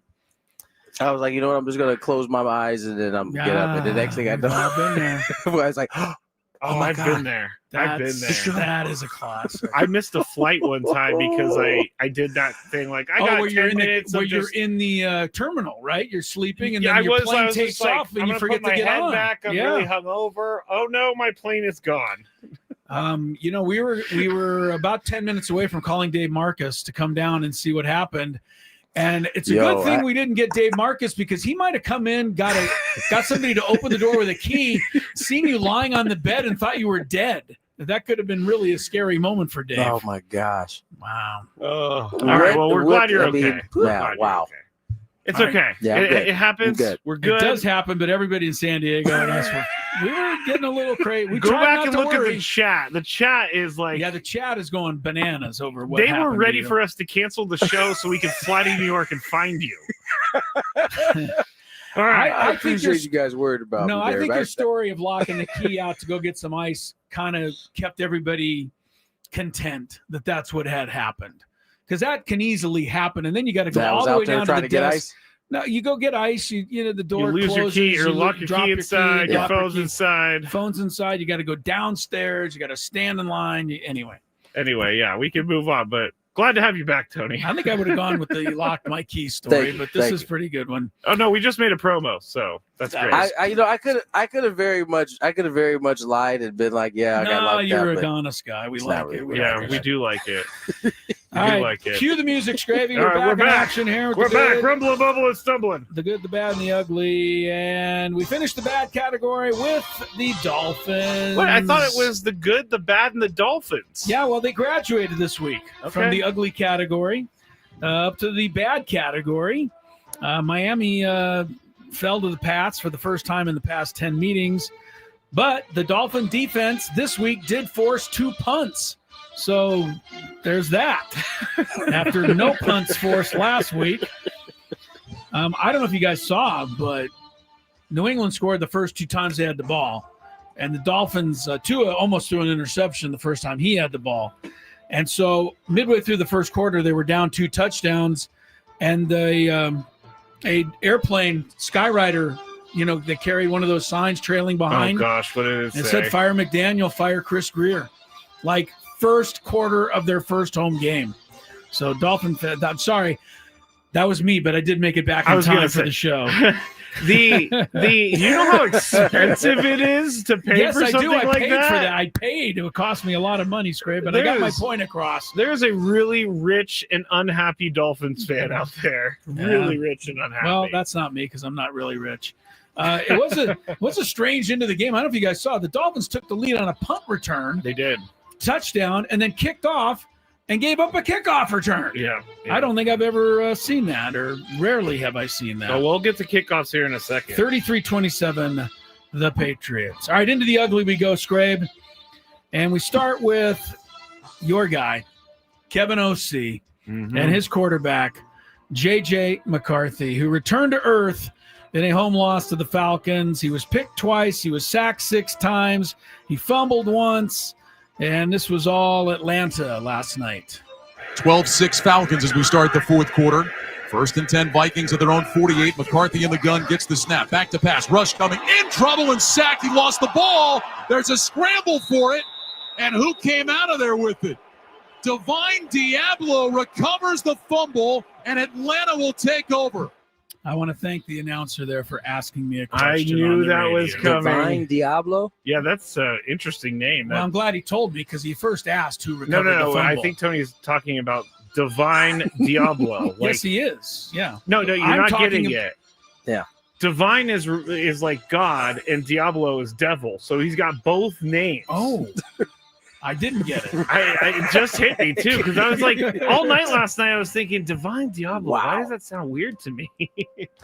22-6 Falcons roll the Vikings last night. JJ McCarthy also hurt, high ankle sprain, out 2 to 4 weeks. Vikings will get the return of Carson Wentz next week. Congrats to the Vikings fans. Also in the ugly category, the old fella Aaron Rodgers. The old fella. He turned back the clock last week, but the clock was stuck at what? Okay, another promo. Clock was stuck at midnight. Struck midnight. God, that's what I wanted. It struck midnight. I'm pretty sure you just said midnight. This has been a great segment. Play the clip from this game that helped seal the Steelers' doom, please. Oh, bad bounce goes through the hands of Caleb Johnson. He may have touched that ball. That would be a live ball. Let's see what the ruling is here. It is a touchdown. It's a touchdown. Oh, Seattle gets the score.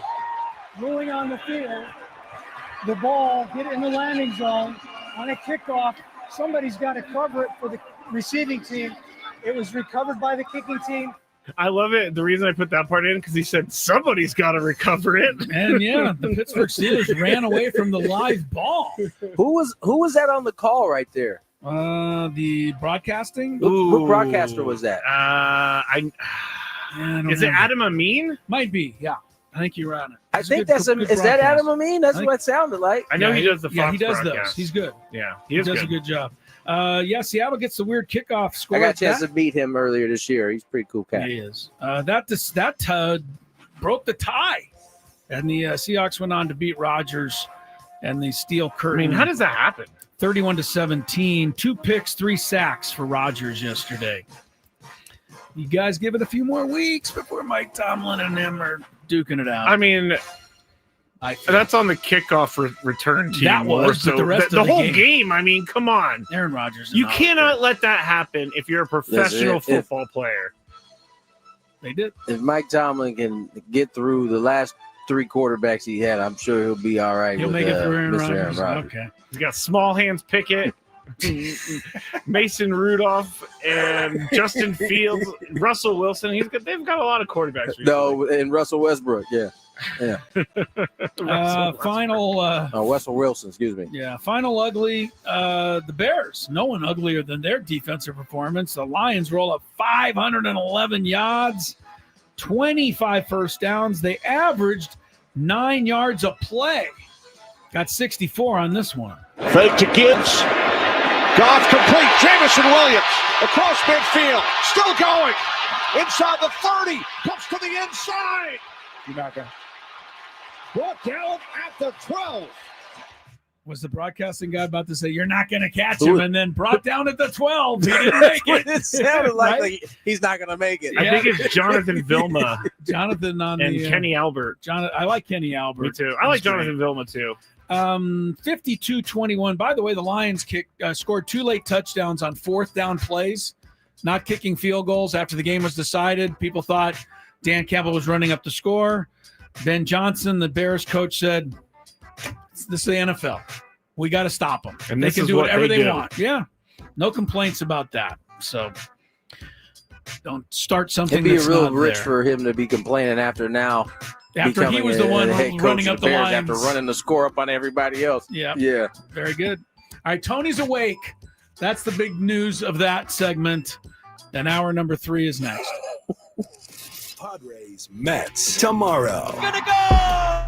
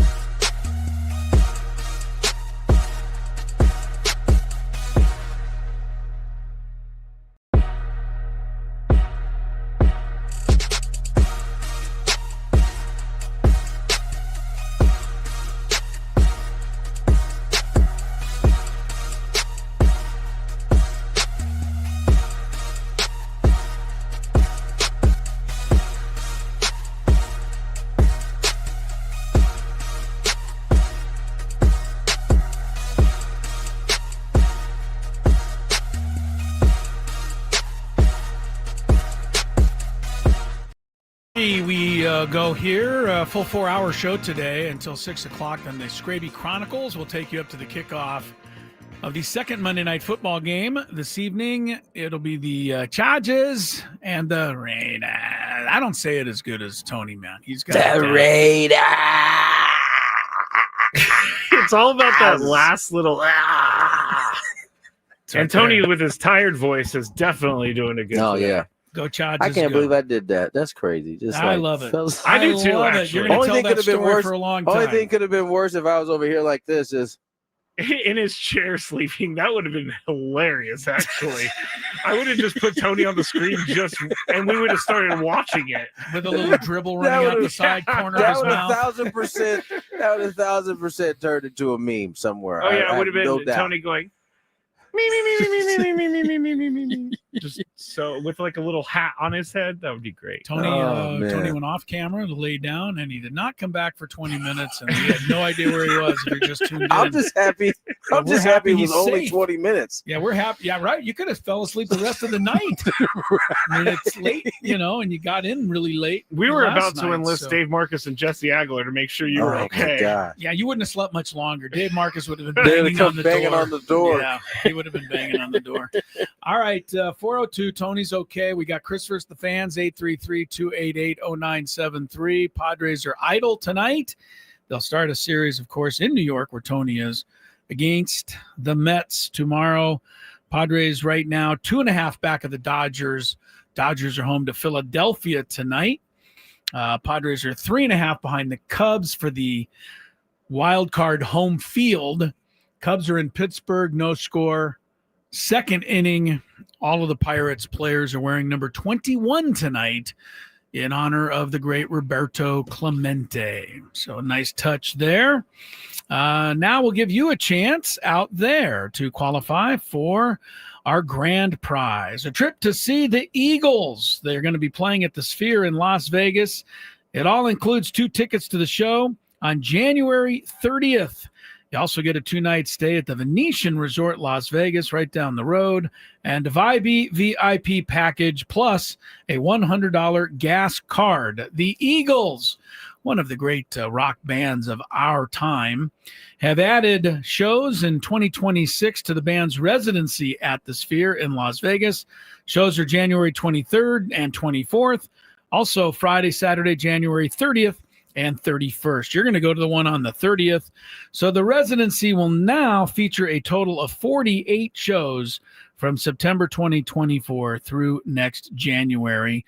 Go see the Eagles. Tickets at Ticketmaster.com. Let's play, Skrabe, our game. If you had one shot, one opportunity to take down the human almanac himself, howdy do. Now is your time. Listen to me, this guy is dangerous. Now is your opportunity to win a prize. Well, I hope you know what you're in for. Chris versus the fans starts now on 97.3 The Fan. All right, if you've never played before, we got a few lines open, 833-288-0973. You'll find out in just a second why it's good to tell us you've never played before, but you have to make it through 3 questions. Each question will get more difficult. If you get the question right, you move on. If you get it wrong and Chris gets it right, you're eliminated. But if Chris gets it wrong, then you move on to the next question or you win if you're a first-time player. Let us know before you get into it, and you'll get that question for free today. All right. Tony's still laughing at himself, I think. Oh, my God. You know what's always funny is that I fell asleep for it.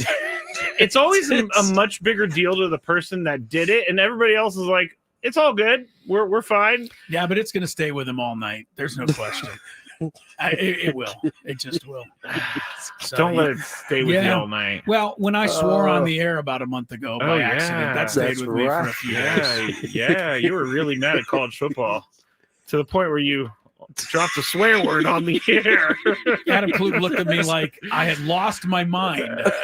And I looked at him like I had lost my mind. I had the same look. So that definitely makes me feel a little bit better about falling asleep. There on the you show. go. Tony. Remember this, Tony? Does this make you feel better? Wow, it is raining really hard. This is being cool here on the Entercom Empire. So if you're sitting out there, That's followed definitely Skraby brings for a smile on my face every time you that's play it. followed Skraby for 7 years. So yeah, it's never going to go away. All right, let's get to our first contestant. We're going to go to Brian in Ramona. Hello, Brian. Hey, how you guys doing? Hey, Brian. Pretty Good good. luck, man. Good luck. You ready to play? Yeah, I don't think I stand a chance, but I really want to go see the Eagles. Okay, hey, Well, you never know. You never know. You don't even have to get one right. I might miss them all. Yes, so this you is never correct. know. Here we go. Question number 1. Good luck, Brian. Let's see. Where did Jaden Daniels play college football? Jaden Daniels. Yeah. I don't know. I don't really follow football. He doesn't follow football. It's unfortunate. Yeah. It's going to depend on you to miss this one, Chris. Yeah. You know what? I kind of want to miss it because I like the fact that he's taking a shot. He wants to see the band, but unfortunately, you're going to have a better chance to see the Philadelphia Eagles play because LSU is the answer. Sorry, Brian. Unfortunately, you have no chance of ever seeing the Eagles play, Yeah, so you're not I'm gonna just going to see crush your dreams right now. I'm crushing your dreams. Hey, look, Brian, go see them, man. You got Ticketmaster. You can get tickets, and they'll be available. Yes, that is true. You can't and I will tell you this. This is not a lie. The Sphere, if you haven't seen that, is almost worth the ticket price itself. Yeah, just the to Sphere go. is legit. And then to see the Eagles on top of it. So, Brian, sorry you didn't win here, but you're not out of the running. Not out of the running yet. Right. All right, let's go to Ryan. Hello, Ryan. Hey. Hey. Ryan. Hey, Ryan. Ready to play? Long time no talk. All right. Yeah, let's go. Okay, here we go. All right, you're going to have to name the sport. It combines elements of tennis, badminton, and ping pong. Its highest governing body is the IFP. What sport is it? I just learned this today. Pickleball is correct. What did you learn? What pickleball is? No, the IFP. Oh, International Federation of Pickleball? The governing body, yeah. Sammy Love loves pickleball, and I need to play because it does look kind of fun, I have to say. You will $40 paddle set. You will twist a knee like in 10 minutes. You've Don't never do seen it. me play. I've seen you in your athletic endeavors. I'm more athletic than you think. All right, here we go. Second question that really bothered me, so I'm going to move on. Let's see. Which Padre hit the first home run of the game yesterday? Ooh, that'd be Mr. Merrill. Mr. Merrill is My correct. birthday, I was there. Oh, good thing you were there. That is a good nice thing. birthday gift. Ryan's on it. Yeah, All Jerry right. Coleman too. God rest his soul. Oh, Jerry Coleman's birthday was yesterday. Okay. That's right. Heck yeah. He made a sign. September 14th. I'll remember that now. The Colonel. Paul Colonel. Reynolds. Great man. All right. Hey, you know what? All right. That is actually, we shouldn't just brush over it. He is a great man. That is fair to say. No, we shouldn't. Yeah.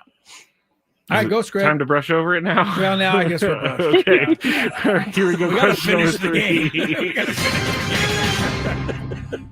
All right, this one's really, really tough. But We if love you're you, a Colonel, Padres but we got to fan, finish the game. if you're a Padres fan, you might be able to know this. Only 2 Padres players have struck out 4 times in a game this season. Fernando did this last Friday. Which Padres player who has been active this season also accomplished this? Has been active this player was season. What's that active. mean? It means that they've been up and down. They from This is AAA. a crazy question, bro. No.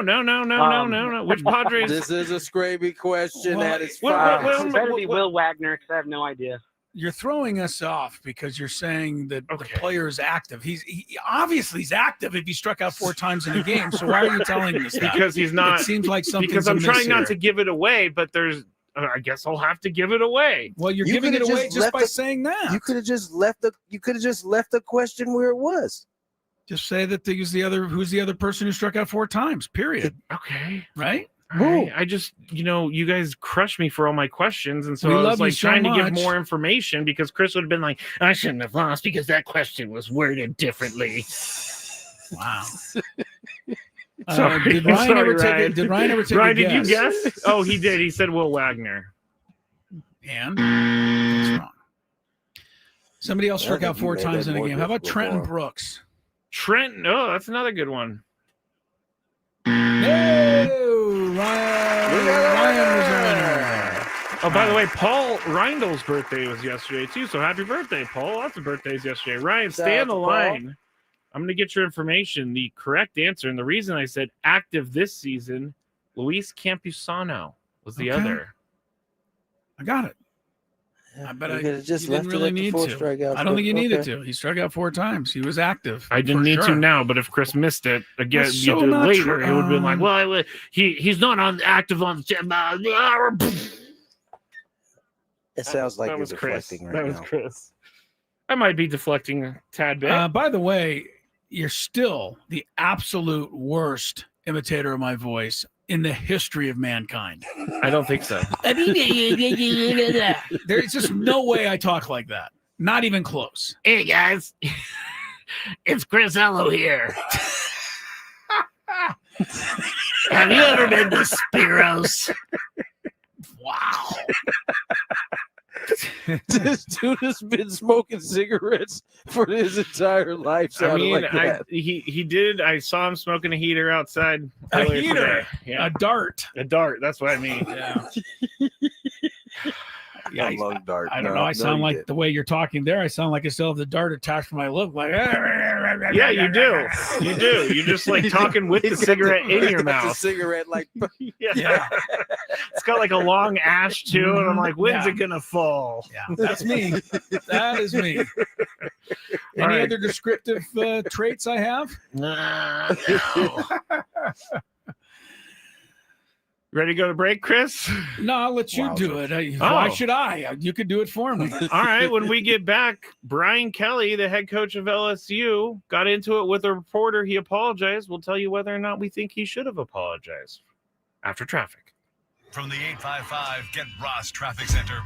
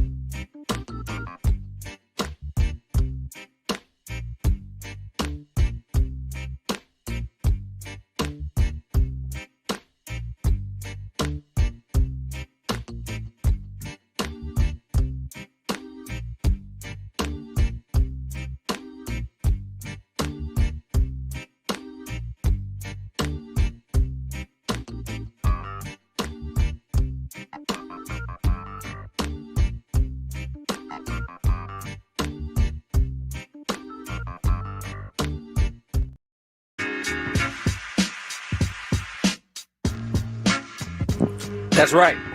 Did not fall asleep this break. 4:19 on the clock in San Diego. 7:19 here. Yes, thank you. Thank you very much. Appreciate the round of applause. Able to stay up and, make sure I'm here we come back for a commercial break. We went to break and we teased Brian Kelly, who has been, I don't know, kind of the butt of jokes. It has really been on his own doing. He ran the fake Southern accent out there that really blew up in his face. He has, I think, lost prior to this year. He had lost the first two opening games of his LSU stint, and finally got a win here. This past, they beat Notre Dame to start the year. They get the win last week. It may not have been. Was it Clemson? Sorry, they beat Clemson. Clemson. No worries. To open to. Yeah, no, I know it was no worries. Thank you. Clemson, the first one. Second one, who they beat last week? It wasn't Clemson last week, was Florida, it? 20 that was to the first 10. week. They beat Florida 20 to 10? Yes, you're a little bit behind, so. And there was some conversation about the offense maybe not looking as good. And I think that is what Brian Kelly is responding to here before we get to the apology. Brian in the back, I know you love these immediate post-game sessions, but what are you seeing with your offense? Stop. Really? Is that the first question? We won the game 20 to 10. Try another question. What do you want me to tell you? I just laid it out for you. We played the game to win the game. We played the game to win the game. All right. How about third down then? What is going on with third down? It's one game. Last game, we were great on third down. You're looking at this from the wrong perspective. LSU won the football game. Won the game. I don't know what you want from me. What do you want? You want us to win 70-0 against Florida to keep you happy? No, I think people want to know why you can't run the ball, quite honestly. We can run the ball. Did you see the last play of the game?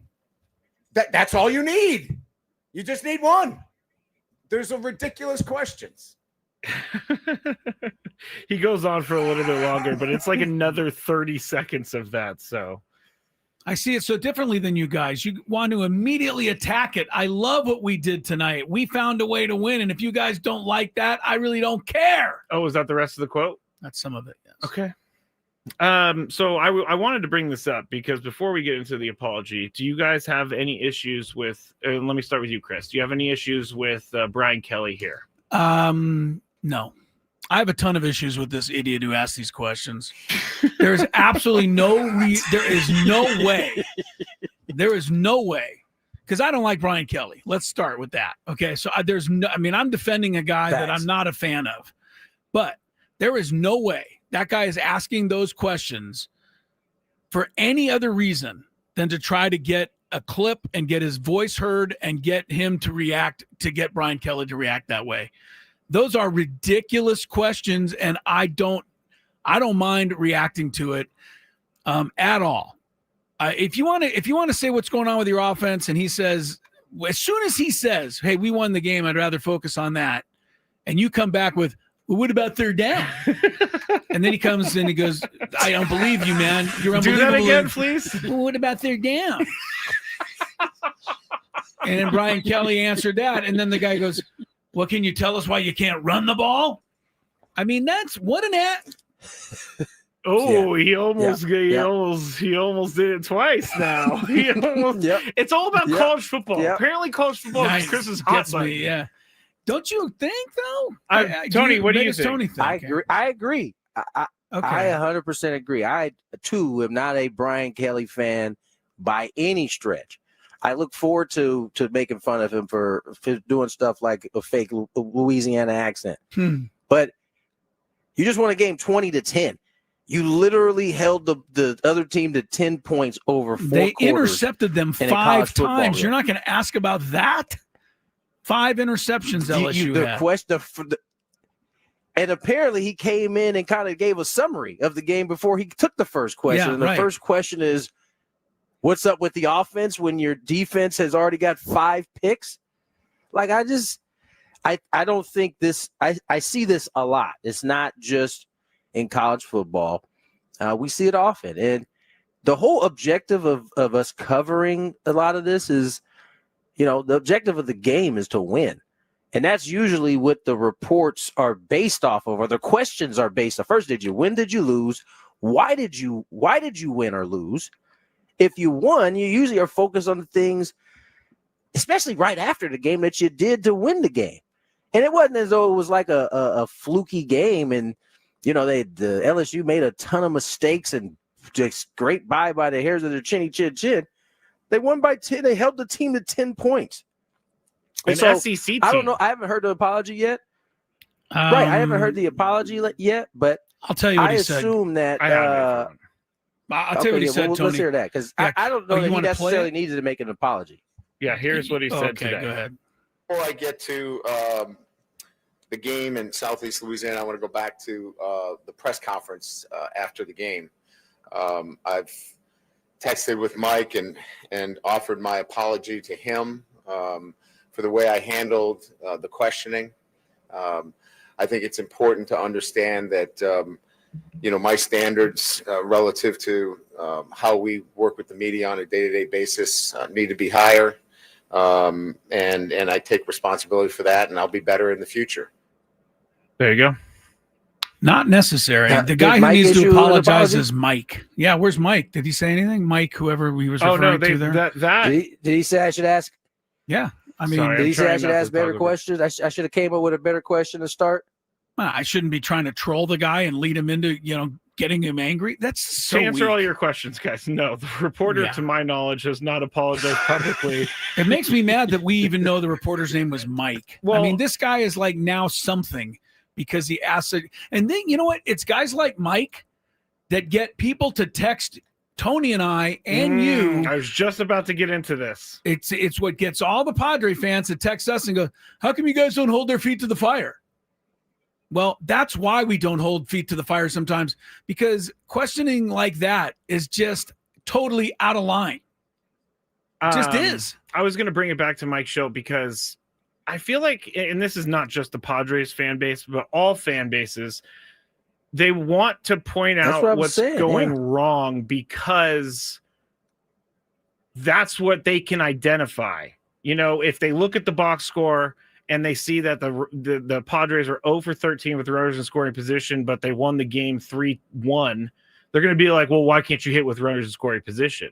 And I think it's just because that's an easily identifiable stat for people to know. But let's also add that Mike, who is now the reporter in question here, he's not holding Brian Kelly's feet to the fire at all, because he's not bringing up anything intelligent that is actually causing Brian Kelly to defend something. He's bringing up stupid stuff that really had nothing to do with the outcome of the game. They won the game. So he's trying to hold Brian Kelly's feet to the fire, but he's missing, in my mind, by a wide margin. And reporters like this are bad for all of us. Sorry. That's how I feel here on this. I think it's a kind of we've devolved into those questions because they're low-hanging fruit questions, right? I mean, right after a game, you just won, you beat Florida. I don't know how good Florida is or isn't. I know it's a nationally televised game next week against Miami, Florida-Miami. So all I know is that they won 20-10. When they needed to get the first down to ice the game, they did it running the football. And in a game of football especially, there are going to be games where you run game, and you just can't run the ball that day. And so, like, in game, and I thought Kelly's answer at the beginning was point, right? He said, in game 2 of the year, it's not like we've established who we are yet between 2 games. By the way, as we mentioned, they took down Clemson in the first game, who was a top 10 opponent at that point. They got the job done then. So, yeah, in this particular case, I think Brian Kelly was well within his reason to react. I do appreciate him, as he said, trying to hold him and his staff to a higher standard in how they deal with the media. I do appreciate that part. But I don't think the question – I think the question warranted the irritation that Brian Kelly gave him in his response. LSU right now is number 3 in the nation. So if you're upset about something, why don't you ask him why you're not number 2 or number 1? I'm looking at the box score of this game, and if my first question would be this, because LSU won 20-10. Obviously I haven't thought out this question, but how did you end up beating a good team even though you only had the ball for 22 minutes? I mean, the time of possession, 37 minutes for Florida. LSU had 22 minutes. They win the game. Florida had 23 first downs. LSU still wins the game. There's many questions to be asked about that team and their win rather than why can't you go for a third down? Why can't you make it a third not down? even asking anything negative? Bring it up later in the week when you're talking about, you're kind of recapping this team. Right after a win, man, they won. Yeah, that's like a breakdown article on a Tuesday. Like, hey, we got to Like look at the third down better. efficiency. Right. Yeah, you got to do better. He's gonna be talking to the press throughout the week anyway. That's a question for as you're going into Southwest Missouri State or whoever they're getting ready to play. Southeastern Missouri State or Southeastern Louisiana, maybe one of those directionals. One of the directionals. I know that. LSU has no business. Brian Kelly has no business coaching. He's number 3 in the nation. Get rid of him. Get him out of here. Oh, I see what. Get him out of here. All right. Let's get to break. Is the Big Five next? The Big Five is next, and the Giants. I'll be up and ready for it. Big Five. We'll Coming see. your way. Next. Ben and Woods on the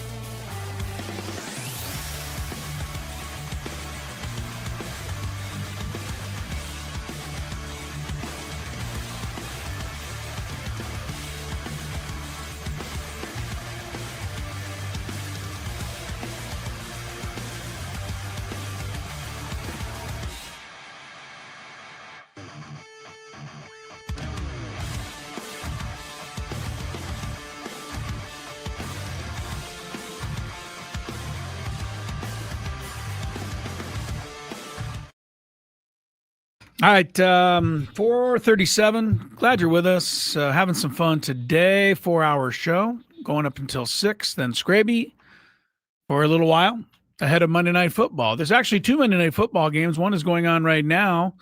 Fast start for both the Texans and the Buccaneers. Both went down, scored touchdowns on their first possession. Houston got the pass from Stroud, 29 yards to Nico Collins. Tampa Bay came back. Baker, 20 yards to Ryan Miller. Yeah, I know. Everybody hears Ryan Miller and goes, cares. Yeah, nobody has him on their fantasy team, so people are upset. Houston's added a field goal. Late first quarter, 10-7. Texans over the Buccaneers. Won baseball, 2-0 Cubs over the Pirates. Home run Michael Busch in this game for Chicago. Padres would love to see the Pirates win, but it's not happening yet. It's now 3-0. Cubs just added a run. And we go to some traffic, and then Skraby gives us the rest of the stuff in the Daily Big Five.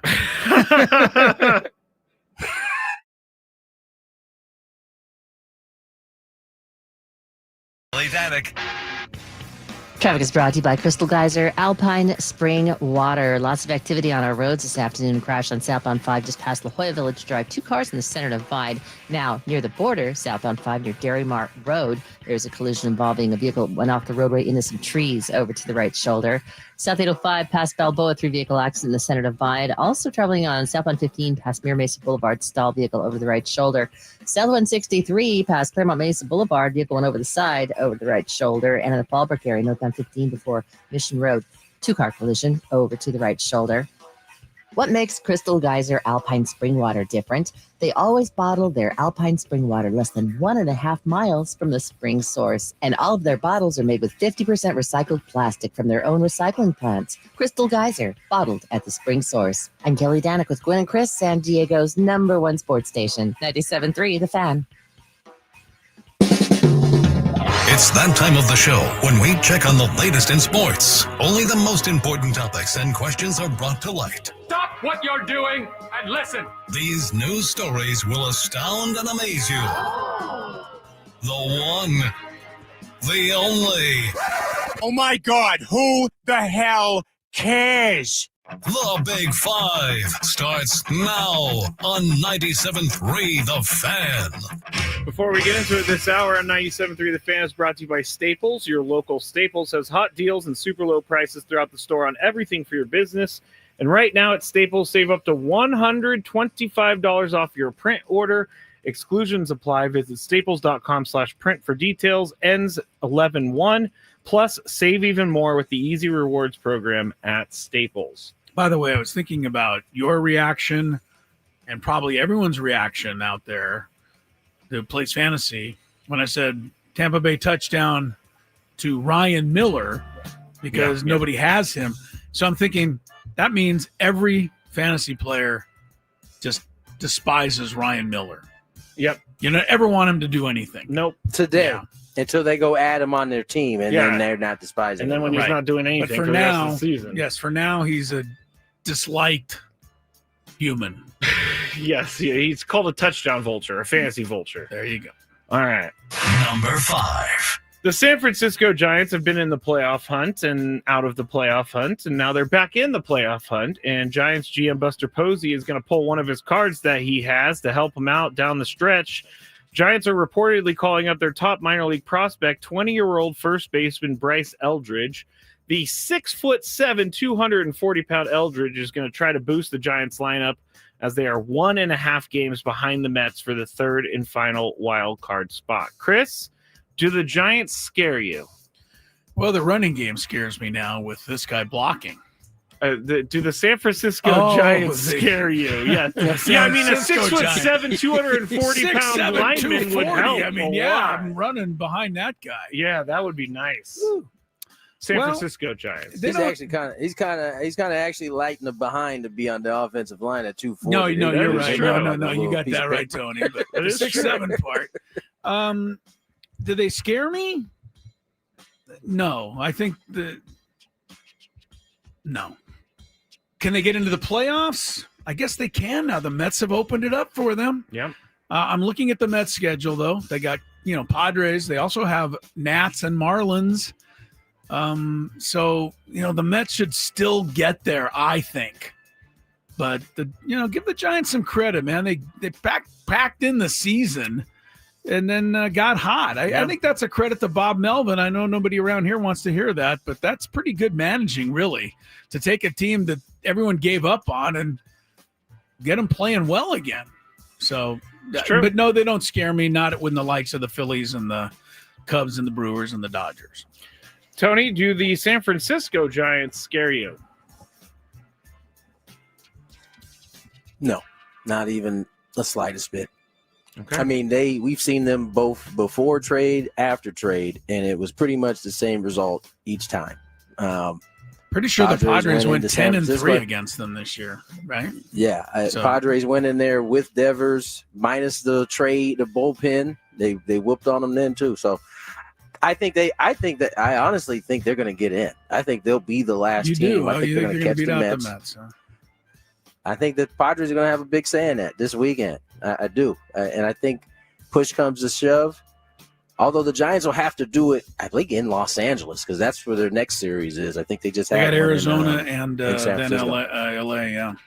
So it's going to be tough. They got 4 in LA this weekend after they go to Arizona. So this will be the big week for the Giants. Side note, I'm watching the Monday Night Football game. Baker Mayfield just ran for a first down. The Texan guy pointed to the sky like he, thanking God, and Baker's like, check the scoreboard. I just got the first down. Buddy. He should have walked right next to him while he was praising God. Like Baker's a really good trash talker. He's a really good trash talker. All right. Number 4. That was a no-brainer. Yeah, right. The guy got Baker got a first down. The guy's celebrating like he stopped him to end the game. The Yankees are 4 games down in the American League East, but Jazz Chisholm Jr. thinks his team is not just good, it's great. Here's what he said over the weekend. We're the best team in the league. I feel like any team that thinks they're better than us, they should know when we step on the field that we're coming with relentlessness and we're coming to step on next. Like, we're not here to play around. We're going to do the job and get the job done. We've said it all year long is that we've been playing to everybody else's level instead of our own level. We've been letting games go. We've been losing games ourselves, making errors, just having poor at-bats and stuff like that. So at the end of the day, we finally looked ourselves in the mirror and realized that we're the team to beat, and that's how we've been stepping on the field for the last 2 weeks. So Tony's laughing for the reason I brought this up, because they have not been the team to beat this year. They're actually 4 games back in the AL East. So, Tony, what is he trying to say here? I think this is just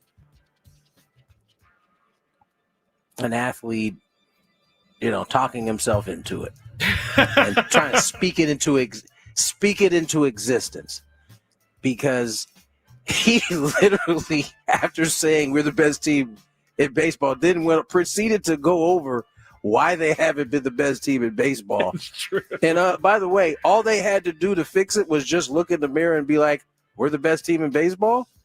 Nah, it ain't going to work that way. For the same reasons that they were able to get to the World Series last year, they have an immense amount of talent, but they can't do the fundamental things that help you win a game. As he just said, we make errors, we have bad at-bats. Like, those aren't habits that just change all of a sudden. It's very rare that you could just hit a switch, boop, especially if it's a switch you haven't even got to yet. They haven't hit the switch that won a World Series yet. So I don't see it happening. I don't think they're close to being the best team in baseball. See, I didn't want to ask that, but I'm going to ask you, Chris. Are they the best team in baseball? Or you can answer, what is Jazz trying to say here? No, Jazz is doing what Tony said. He's trying to, hope something comes true because he said it. These are just words. I don't expect him to say that Toronto's going to beat us either. So, he's got to say something to try to make it look good. I don't think the Yankees are as done as Tony does for one reason. I didn't say they're done. I just said they're not the best team in the No, they're not league, the best going in. Stretch. But I don't think they really do need to be scared of any other team in the American League. I mean, Detroit, Seattle, Toronto, they're all beatable. And I think the Yankees have the deepest bullpen of any of them. It's just a matter of whether Camilo Duvall, David Bednar, Luke Weaver, and Devin Williams pitch like they actually are capable of. Now, they haven't done it, so that's what Tony's saying. There's Now run nothing that to back real believe quick. it. Say those four again. You got Luke Weaver, you got Devin Williams, you got Bednar was the closer for the Pirates. You got Duvall, who was the closer for the Giants. That's a lot of talented guys. I'm not saying that they're all, I just think they have a chance. I give you that they're all talented. I just ask you just straight up. You're betting on that bullpen, those four guys that you just named over any other team? Aside from the Padres? I said in the American League, I don't see anybody that scares me enough for the Yankees to, shrink in their presence. I'm not calling the Yankees to go to the World Series. I'm just not ready to give up on that because I think their bullpen has a shot. All right, Chris, and their home the runs. Yankees are the best team in the league. That's what I said. There we go. We all just made up our own answers to the question because I don't think either of us answered your actual It's fine. It's fine. I just wanted to play the clip. All right, here's your answer. Jazz is kind of weird. Okay. All right, I'll take it because yeah. For the first time since 2014, delusional. There we go. The Kansas City Chiefs Delusional. are 0-2 to start an NFL season after falling to the Eagles 20-17 in a rematch yesterday at Arrowhead, a Super Bowl rematch. It's also the first time in his career Patrick Mahomes has failed to win it in the first two games of a season, including the Super Bowl loss to Philly in the Super Bowl, as I just said. Mahomes is on a 3-game losing streak for the first time in his career. However, yesterday, the Chiefs are a little bit angry about a false start penalty before a tush push that was not called, and it was on the goal line. So here is Chiefs defender Chris Jones talking about it. Oh, I got to actually be on the audio. Here we go. Sometimes can't get them all the calls right, and just because we see it, sometimes the official is 15 to 20 feet away. Sometimes it can miss those small things, and we think he jumped multiple times. So an official didn't see it, so it wasn't called, and we just got to go play the next down. That was Chris Jones talking about the whole thing. I'm surprised you didn't switch the very first sentence he said there. What did he say? I think the first sentence he said there was sometimes not all the calls are right. Sometimes can't get them all the calls right. Okay, stop. I thought you would change it to sometimes you can't give all the calls to us. That's what I thought you would change it to. It does feel that way. So I watched the video. There's a clear line, a camera down the goal line. Okay. And you could see the guards move first before the ball three snapped. guards hits. All so three it should have been a 5-yarder. It should have been a penalty. Okay. But of course they're not going to call that. What's of course mean? Because everybody loves the tush push, apparently. Anyway, Chris, you're up first on this one. The narrative changed. It used to be that the Chiefs got all the calls. They'd be Now looking it's for the any tush push. movement at all to try to get them to move back and favor the Chiefs. I withdraw my comment. Chris, should the refs now be looking for false starts on the tush push? Referee should just never miss a call in any sport from high school all the way up to the pros. In any sport, wrestling, tennis, referees should never miss a call. And if they do, they should all be subject to replay and be turned over and changed until they get them all 100% right. And until that time, every athlete in every sport and coach and parent has a right to gripe. Thank you for that, Chris. You're welcome. Tony, because I think that's what people think. Should the refs be looking for this now going forward? I think the refs should go back to what you and Chris had been saying all last year, that they give the Chiefs every call and they turn a blind eye to all of them. I liked it better when it was that way. Chiefs would be 2-0 if they're doing it that way. They're not. No, in all seriousness, Chris is right. You're not going to get every call right. Although this one seemed kind of egregious. It wasn't just one guy. It was like this was like three guys like all moving before the ball was actually moved. But, sometimes it doesn't go your way, as Mr. Jones said there. Yes. Although I thought it was funny. I don't know if you guys saw this. At the end of the game, they're in a victory formation, and Chris Jones is over there popping off talking about, you didn't even score 100 yards. And right as he says that, or you didn't even get to 100 yards, I think he's talking to Barkley. And Jalen Hurts, as he goes into the huddle, he says, "Shut up, man! Y'all lost anyway." And then they hike the ball. And goes. I do love that. I do love that. That tush push. I don't agree with the Packers, and I agree with Tony, but it is a helpless thing. You can't stop as a it. fan, just watching it either way. It. It's so annoying in that regard. It really is. Even if the Bucks put that 450-pound lineman in the middle, I don't think it would change anything. Nothing. They're the only ones who do it like that. Everyone else has trouble with it. Listen, will be documented the moment a team starts to stop it, and it's going to be it's going to be so much fanfare behind the defense that has figured out how to stop the tush push. They're trying it all. Poke eyes. Just poke eyes. Trying everything. They try everything, and then they hand off, or they give the joint. Yeah, they give the ball to Jalen Hurts, and he starts pushing, and there he is, 3 yards down the field. I'm like, wow! Every That's time. the thing. It's not even close. No. Brandon has a good comment on the chat. Their tackle false starts more than anyone I've ever seen. He's talking about the Eagles, and Lane Johnson does false start on every single play. Okay. Number 2. We're running out of time, but we really don't need to finish the Big Five. I'm going to ask you this, Tony. Trevor Lawrence has been in the league for about 5 years now. Is he a Jag? Not a Jaguar, just another guy. I don't know yet. It's too, the jury's incomplete at this point. I don't want to say it's still out. It's the game 2. We already having this conversation. I'm talking about his entire career. Is he just a guy? Well, he plays for the Jaguars. In the first 3 years don't really count because he had some pretty terrible coaching. I believe Urban Meyer was a part of that. Yeah, that was part of it, the joint. So let's see how this year go. I think this is the judgment year, though. I think he's going to be judged pretty harshly one way or the other this season. Chris, is Trevor Lawrence a Jag? Just another guy? I think he does qualify under that definition. Okay. He's a lot similar to a lot of mediocre quarterbacks in the NFL now. I'm not keeping my guy out. Tua's fallen into that now. I really thought 2 years ago Tua was something a little special. I did when Miami was rolling up all his yardage and thing. But I don't think Tua's anything more than a guy now. He can do some things, but he's just a guy. And, Miami has to admit, as I do, that Justin Herbert would have been a better pick by a mile, even though I still criticize Herbert for not winning a playoff game. And he's at least better than a guy. I think Tua's just a guy now. All right, we got to get to break. That's it for the Big Five. Thank you, guys. On the other side, we'll recap biggest news of the day in sports on 97.3 The Fan. It isn't just a base. Ladies and gentlemen, Manny Machado has joined the show. Manny, welcome. How are you, my friend? I'm good. I guess we got to start with the most important part. I mean, you reached a pretty big milestone, hit 2,000. You had 2004 now. You hit 350 early in the year. I mean, at what point in the offseason, at what point at all does this start to become something that you're actually thinking about? Because, I mean, that's a lot of hits, man. You ain't thinking about that from the beginning.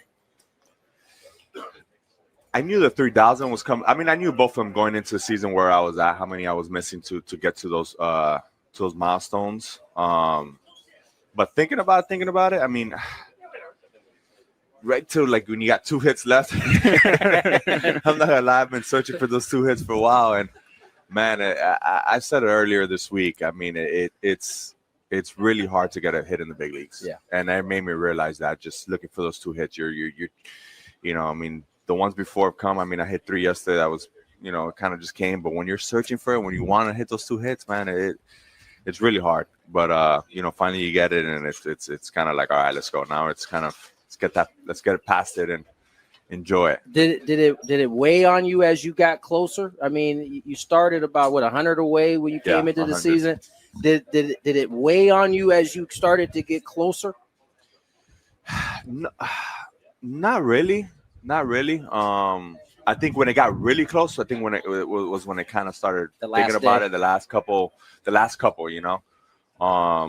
then it didn't help that I kind of got into a little fun going into, Cincinnati and Philadelphia. I'm like, man, those are the 2 places that you want to get hot. I'm like, all right, I'm good. I'm going to these 2 places, get a few homers, get a few knocks, hopefully, get it done on the road, and then You know, you go to Cincy, we get almost no hit by Nick, and then that whole road trip kind of just went to spiral, and I couldn't really get it. But you know what? I think everything happens for a reason.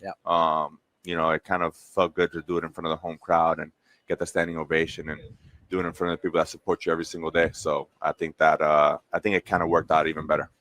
Talking to Manny Machado here on 97.3 The Fan for Friar Friday. And one of the things I love about you is that you love the game and the history of the game and the history behind the stats and all that stuff. And do you ever get to stop and think about 40 years from now, 30, 40 years from now? I know I'm going to be telling my unborn grandchildren that I'm sitting here interviewing you right now because I think you're going to be in the Hall of Fame. But do you ever give yourself the ability to stop and think about how you're going to be remembered? Not really, honestly.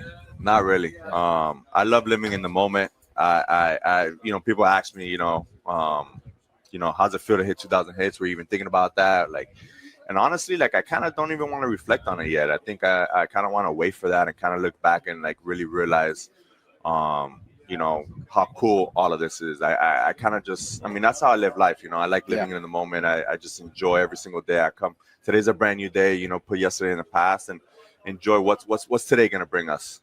Right. And, you know, I kind of just try to live by that way. But hopefully, yeah, one day I definitely want to look back. I know they're pretty cool numbers. They're pretty cool things I've been doing so far. But I kind of just want to keep living in the moment for a little bit more. How long can you see yourself playing in your 40s? I mean, I got no choice. I got no choice. Deeper into your 40s. Can you see yourself? I mean, how this game is going, probably not. But yeah, I mean, I'm gonna try to. I mean, look, there's two sides of things, right? There's obviously I'm gonna be a little bit older. The game's gonna be younger. The game's probably gonna be faster. I mean, when I came up 10 years ago, I mean, it was average. You had two guys in the bullpen throwing 96. Right. I mean, you have two guys throwing 96 now, and everybody else is throwing harder than that. Right. You know, Right. That's the lowest now at this point. So, is the game going to be at that level when I'm in the 40s? Who knows? But on the flip side of that, I mean, there's going to be technology. There's going to be stuff that you can do a lot better to take care of your body a lot better. You know, you're going to be able to recover faster. And I think, you know, me knowing myself, I'm probably going to be ahead of that curve on you know, trying to take care of my body as best as I can. Talking to Manny Machado here on Friar Friday, 97.3 The Fan. And I want to know, because you hit number 2,000, was a hard hit single. Number 2001, a homer. Would you have switched those in your mind, or are you happy with how it played out? No, I think I'm good how it played out. You know, I think it's better kind of just to have that moment for yourself and kind of just say, man, I would have preferred a double, honestly. Okay. I would have preferred a double than a single. But even before that, I was even telling Bogey, I walked out, I'm like, man, I think I'm going to butt. I think I'm going to butt one, you know, just to kind of get a little closer to that 2000. That would have been memorable if you would have bunted on your 2000 hit. Ladies and gentlemen, Manny Machado has joined the show. Manny, welcome. How are you, my friend? I'm good. I guess we got to start with the most important part. I mean, you reached a pretty big milestone, hit 2000. You had 2004 now. You hit 350 early in the year. I mean, at what point in the offseason, at what point at all does this start to become something that you're actually thinking about? Because, I mean, that's a lot of hits, man. You ain't thinking about that from the beginning. This one gonna go. Second home run of the night for the Pods, and Manny has gone deep in back-to-back games. Here comes that man. 4-1 Padres here in the third. 5:01 on the clock here in San Diego. 8:01, late as hell here in New York. And how old are we now? Late as hell. 8:01. That is late. I mean, late as hell to be on the radio is what I'm saying in New York. Yeah, there you go. And plus, I am getting old, and as you could tell earlier, when I fell asleep on the bed for just resting my eyes there, that your boy's a little tired. Nonetheless, we are into the happy hour, and get a chance to hear Alden Gonzalez again at the end of this hour. Where are we going here? Did we tease something? Well, I guess I could pay off on the end of the Big Five. It's not really a question, but there was something that I never thought would happen ever, and that was a photo finish at the marathon at the 2025 World Athletics Championship. Wait, really? That's crazy. Wait, let me see. Tanzania's Alphonse Felix Simbu made a final push to try and overtake Germany's Amanal Petros, and they ended up with the same exact time, which is Look crazy. Look at that picture. Yeah. Wow. And the guy from Tanzania, I can't remember his name right now, Felix Simbu, he was the one who ended up winning, but he came all the way from behind. He was sprinting down this last stretch. They did it in 2 hours, 9 minutes, and 48 seconds. Yeah, that's annoying. So one of my questions was, or my question, yeah, it is annoying. It's annoying. Would you be able to finish a marathon, guys? My answer is absolutely shot. not. Well, Under 4 hours and 4? 15 minutes. Why does it have to be that? Nope.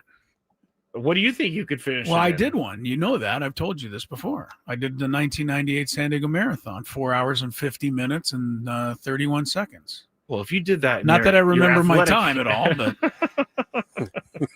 in your athletic heyday, if you did 4 hours 50, that means you're not making 5 hours now. Oh God, no. Okay. No, I had 11-minute miles, or a little more than that. But I ran the entire race. I stopped to, drink some water. Stretch, I think, was something we were kind of coached to do. Every 5 or 6 miles, 4 or 6 miles. I certainly wasn't racing. I will say this: there were actual racers in our race. And they started an hour after we did for some reason. So we all started at say 6:30, and then the regular, racers started at 7:30. And when these guys ran past us, it was really kind of frightening. Demoralizing. Yeah. Well, I knew they would catch up to us. These are, professional athlete runners, but they go so fast. Are you kidding me? Yeah. And then they do it for 26 miles. It's not like they're doing just a quick sprint. So yeah, and the thing that's shocking to me, and I learned this but having to be volunteers during my time at San Diego State. Some of the shape these runners are in when they get done, when they get to the end, it's kind of scary. Their bodies are shutting down. And, I knew about cross country, but I had never seen this kind of running up close. And I'm not gonna lie, I was a little frightened, not because they were running, but just because I was worried about them. Their bodies were I remember one young lady was almost shaking as she got to the finish line. Your body is designed for a lot of things. Running 26 miles at one time is not one of them. Not one. Right, anything over right. 15, 20, I'm going to say 17, 19. I'm not a doctor, so somebody could, correct the exact number. But I've certainly been told many times that, when you start burning your fat, your actual fat, that's when your body's just not supposed to be doing that. And you run out of carbs, you run out of, Is that what you eat proteins. A bunch of pasta the night before? Yes, you do. That's one of the things you do. You carb load, but you eventually run out of the carbs. So your body only has one thing to burn, and that's the actual fat in your body, and it's not supposed to be doing that. And so it can get a little, dangerous to some. A little dicey sometimes. Yeah, for sure. But that's what you want to pay off. Well, Diesel on the chat says, did a half marathon 2 hours with plantar fasciitis. If you did that, you are pretty darn good. Yeah, you're amazing. Plantar fasciitis running at 13 miles does not sound fun at all. Yeah. At all. Yeah, no. There's dudes who can't even get on the court with plantar fasciitis. You running 15, 20 miles. That's crazy. Look at Joe Burrow. He stubbed his toe and, now he's out for 3 months. Joe Burrow out 3 months. You got J.J. McCarthy 2 to 4 weeks. You got Jaden Daniels iffy. So the quarterbacks are already starting to fall around the National Football League. Tampa Bay's taking a 14-10 lead over Houston. This will please a few more fantasy owners than the last Tampa Bay touchdown, because this was Baker Mayfield to the rookie Mookie Betts. No. Chris is the only one really excited it's Egbuka. about I don't figure I'm not the. What do you think? I'm the only one who has him? No, but I know why you're so excited about it. Yeah, I do have him, but I think other people have him. It's the same thing with you when you got your guys scoring. You quick to point it out. I have never done that before. I've never done that. Emeka Egbuka caught the TD, 14-10 bucks. 3 minutes to go in the first half. Later on, we haven't talked about Harbaugh versus Pete Carroll. I've been dying to do this. You've been dying to talk about this. I have. Okay. I can't wait to see now, you know how this started. There's an old story, and this predates Pete Carroll and Jim Harbaugh. But the old story is in the famous Michigan-Ohio State rivalry days when it was Woody Hayes against Bo Schembechler, and the two programs were at the height of their powers, and the two states were at the height of hating each other more than ever before or since. And one year, Ohio State was beating Michigan something like 54-3, and they scored a late touchdown, and Woody Hayes, just to rub it in as much as he could, went for 2. Up by 50. And after the game, they, of course, asked Woody Hayes, come on, Woody, why'd you go for 2? And he goes, because they wouldn't let me go for 3. It's the famous line by Woody Hayes. But that's what started the rivalry and the hatred of Jim Harbaugh versus Pete Carroll.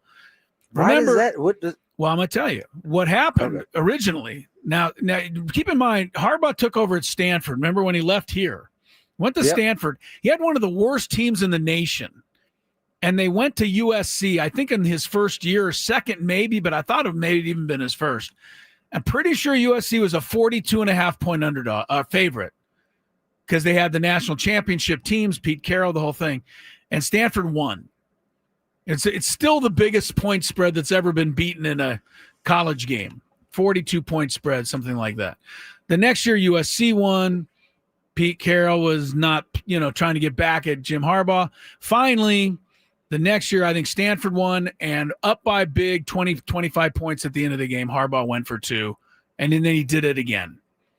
So Pete Carroll, I think, wanted to fight him at midfield after the game. They showed it earlier on ESPN. I remember. They showed him going at it in the middle of the field. So there you go. So that's when it all started. And then it continued when, they were doing the NFL with the Seahawks and the 49ers. Yep.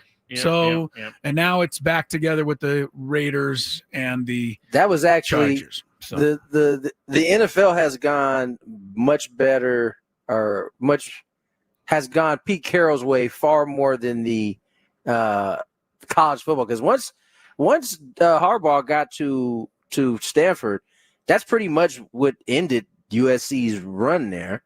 Yeah, and then I think that Pete Carroll took off to Seattle at that point. Pete Carroll was asked about Jim Harbaugh Thursday before this week's game. Said Carroll, I remember Jim. I have no fond memories. Wow. That's what Pete Carroll said. He definitely said that. I have no fond memories. Oh, I love that. Yeah. It all started with the 2-point thing, and they met at the beginning, in the middle of the field. I was trying to find this, and Pete Carroll can be heard saying, "What's your deal? You all right?" And Harbaugh said, "Yeah, I'm good. What's your deal?" And so that, Harbaugh was like, what are you talking about? Like, oh, I went for 2 at the end. Like, was that bad? Anyway, so yeah, Carroll's held the grudge the whole time. So it's going to be fun. It's always better when someone holds a grudge. I like it. Adds to the stakes a little bit. There's no skin off my back. Yeah. Who won the battle in the NFC? Would you give Carroll the nod getting to the Super Bowl over Harbaugh, or would you give Harbaugh the nod? Harbaugh won a few against the Seahawks. No, he didn't win the Super Bowl. So I would have to say Pete Carroll won because Pete Carroll won the Super Bowl. And he got beat by the Seahawks when it mattered most of the time, The Seahawks. Thank you for saying that, Tony. The Seahawks. I would say the Seahawks in that period of time would probably be the team of the NFC West because they went to the title game, or they went to the Super Bowl more times than they won. 49ers were always there, but they never won. I just want to see if the Chargers are on the 3-yard line tonight with under 30 seconds to go in the game, and they have 4 downs to win. How many fade patterns in a row will they throw to Keenan Allen? Michael Crabtree is just to give you the flashbacks to the NFC Championship game. Fade. The worst play in football. You got Colin Kaepernick and Frank Gore, and you throw a fade to Michael times? Crabtree, who's 12 inches tall. It's one of the dumbest things that Harbaugh ever did as the 49ers coach. There's no doubt. So bad. Bad. It wasn't one of his best moments, no doubt. Yeah. Let's talk about the Padres when we get back. Specifically, Jackson Merrill. He's and hot. Fernando Tatis. He's hot. I like it. And Alden Gonzalez. too. Jackson Merrill on the other end. From the 855 Get Ross Traffic Center. The gondola pulls in. Yeah. It goes very slow. Yeah, it slows down like for everybody. really slow. As we're getting off, over to my left, there's a couple getting in the gondola, going up the mountain. So it's the opposite for them. They're standing there. The gondola comes up. The door opens. You step on.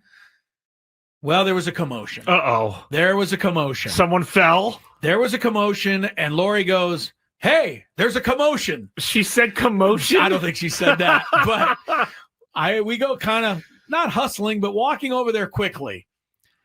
There's a lady who has fallen as she's trying to get into the gondola. She's now got one leg in the gondola. Oh, no! The other leg and body trapped underneath the gondola. 90. No, she's probably in her late 50s. How do I say this best? Oh, she's heavy set? She's in the shape of somebody who's in their 70s. You've got to rescue the poor lady. She's trapped under the gondola. And of course, as soon as she falls and there's the commotion, the guy running the station stops the gondola. Okay, I was going to Which means everybody on the mountain and 4 miles away has to stop. Everybody has to stop while we try to extricate the lady from the gondola. Okay, let me ask you a underneath question. the gondola. Look. She's got one leg on the gondola. The rest of her body is underneath the gondola. And when I arrive to see what's going on, I'm kind of the first or second person there. You're a first responder? Pretty much. The guy running the gondola place is busy stopping Traffic, the ride. yeah. No, he's stopping the ride. Oh, okay, all right. So we're kind of first there. Lori's behind me. The lady's on her back. She's looking straight up in the air. And the only description I have is one of utter panic and utter terror combined with total helplessness. Oh, I thought you were going to say embarrassment. No, total helplessness. She's not only trapped, but she's not even remotely doing anything to help herself. She's kind of in a panic, and you think something terrible is going to happen, or she does. Okay. I go over there. First thing, breathe. That's what you said? I told the lady to That's breathe. good, that's good. I said, you're going to be okay. That's good. Just breathe. That's good. Try to relax. That was the perfect thing you could have said. As I'm stupidly pulling this 250-pound gondola, trying to pull it off of her. Yeah. Okay. Well, you're getting the gondola an is idea. way heavier than 250 Yeah, pounds. right. 1,000-pound gondola. So you're trying to like I'm move the trying gondola. to just move it a little to. Is her leg like? How is she attached to this gondola? Well, I told you, her one leg's actually on the gondola in the doorway. Okay. Then the rest of her body's underneath. What is stuck with her in the gondola is her belly, not her leg. Oh, no. That's right. Okay. So I'm pulling. By the time finally a couple more people pull and we are able to get enough airway to get her to scramble out of there. And then she immediately stepped on the gondola to go take her ride up the mountain. And off she went. This is I felt like I saved her life. I really do. I honestly feel like I almost saved her life. I kind of will credit you with this. You know, she was. I think if I didn't tell her to breathe, I think she would have gone into some sort of shock or whatever you do. No, she was you're going right. into a You're right. panic, Skraby. You're She was going absolutely into right. an absolute panic, and you know, I had to calming her down. I think was the number one thing. She wasn't in any real danger, but she wasn't feeling great because she was trapped under the gondola. But the the look fact on- that you said her belly was Yes, her belly. Yeah. I'm telling you, Skrabe, it was a factor. And there was, there's a couple of people pulling on an arm trying to drag her out. I'm crying. I know. There's people on the other side with their arm. They're trying to drag her. I'm like lifting the gondola so she can get a little room to get out of there. You're like, hey, I'm going to take the gondola. It's lighter. All right. I didn't say that. You did. But It was quite the scene. I am happy that she's okay. Obviously, She's fine. If this got right on the gondola. If this was a worse story, I would not be laughing. But she's fine. You did probably help her a lot more than you think you did. I think so, because she was able to calm down just a tad. The gondola pulls in. Yeah. It goes very slow. Yeah, it slows down like for everybody. really slow. As we're getting off, over to my left, there's a couple getting in the gondola, going up the mountain. So it's the opposite for them. They're standing there. The gondola comes up. The door opens. You step on. Well, there was a commotion. Uh-oh. There was a commotion. Someone fell? There was a commotion, and Lori goes, "Hey, there's a commotion." She said commotion? I don't think she said that. But we go kind of, not hustling, but walking over there quickly. There's a lady who has fallen as she's trying to get into the gondola. She's now got one leg in the gondola. Oh, no! The other leg and body trapped. Hey, congrats to our friend Joe Musgrove. No Joe was the Padres' Roberto Clemente nominee. And that's no small honor. Roberto Clemente is one of the all-time, it's interesting, Tony, that they're not doing the same as with Jackie, where everybody has to wear number 42. But it is Roberto Clemente Day in baseball. All the Pirates are wearing 21, and I did notice a few of the Cubs. That's the only game I'm watching right now, but I noticed a few of the Cub players were also wearing 21. So I guess you have a choice whether you'd want to wear that. You have the option. But who would say no? Like, there's a bunch of them that are not doing it. Like, why would you say no to that? I don't, just question. a thought. It's a good question. Yeah. I'm not knocking the guys that aren't wearing it, I but think I'm just you are, saying, but- okay, well, why aren't they wearing it? It's a fair question. It's pretty easy. Yeah, it's just a to good wear question. It's a good question. We all wear it for Jackie. But Hank Jackie, Aaron. for Jackie, is it mandatory to wear 42? I think it is. I don't think you have a choice. I think it is. Yeah, but apparently for I think Clemente, there's- it's not. It used to be the first year they did it, which was in, I believe, 2006 or 7, one of the years. It was optional. It was the same exact way. You had the option to wear Jackie Robinson's number, and I think the very next year it was no longer everybody was wearing. It wasn't an ask at that point. So I don't know if and when we get to that point, but it certainly I think it wouldn't be a bad thing. Look, Jackie Robinson had an influence on our entire society and our world, so he's always going to have that.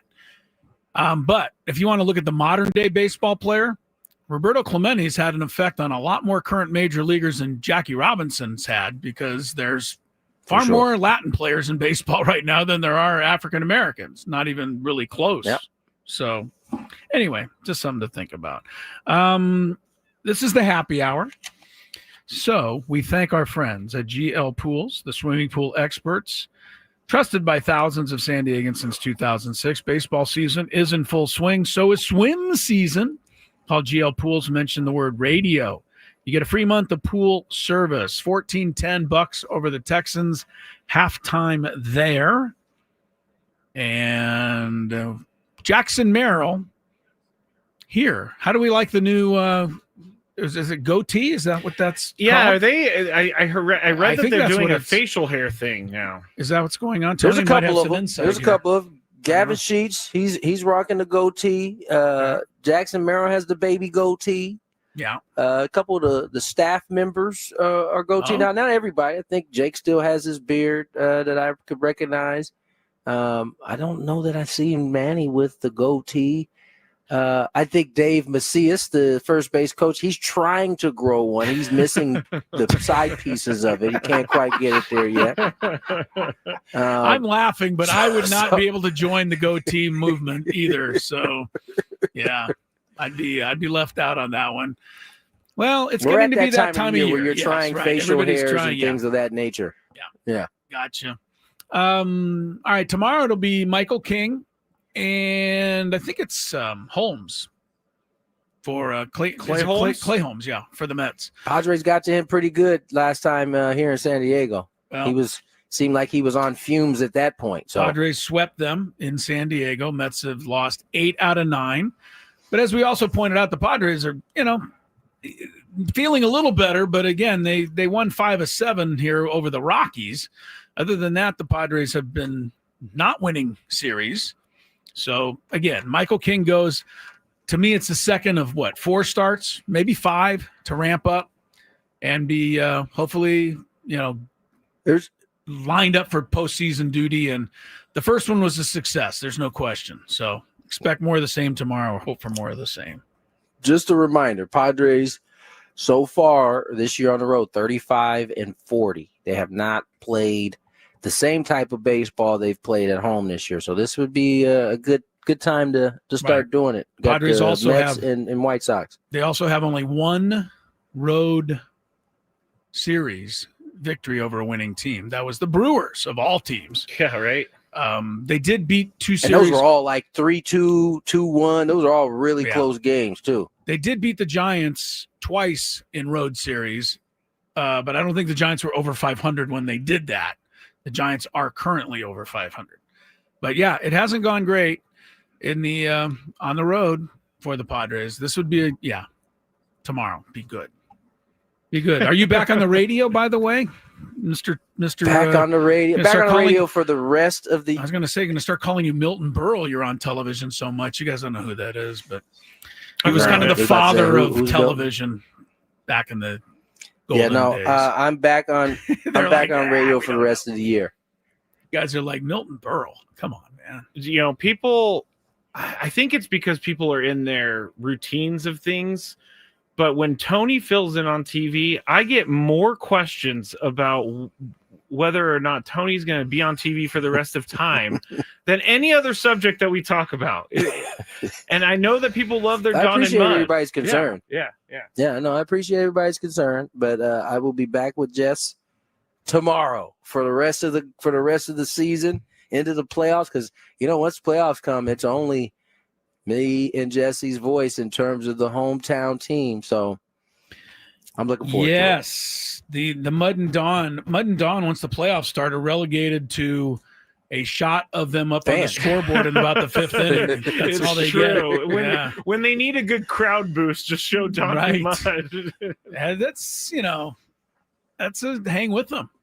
The way TV goes in the playoffs. Because you're with it all year long, and then you don't get a call of the game. That stinks. It's really.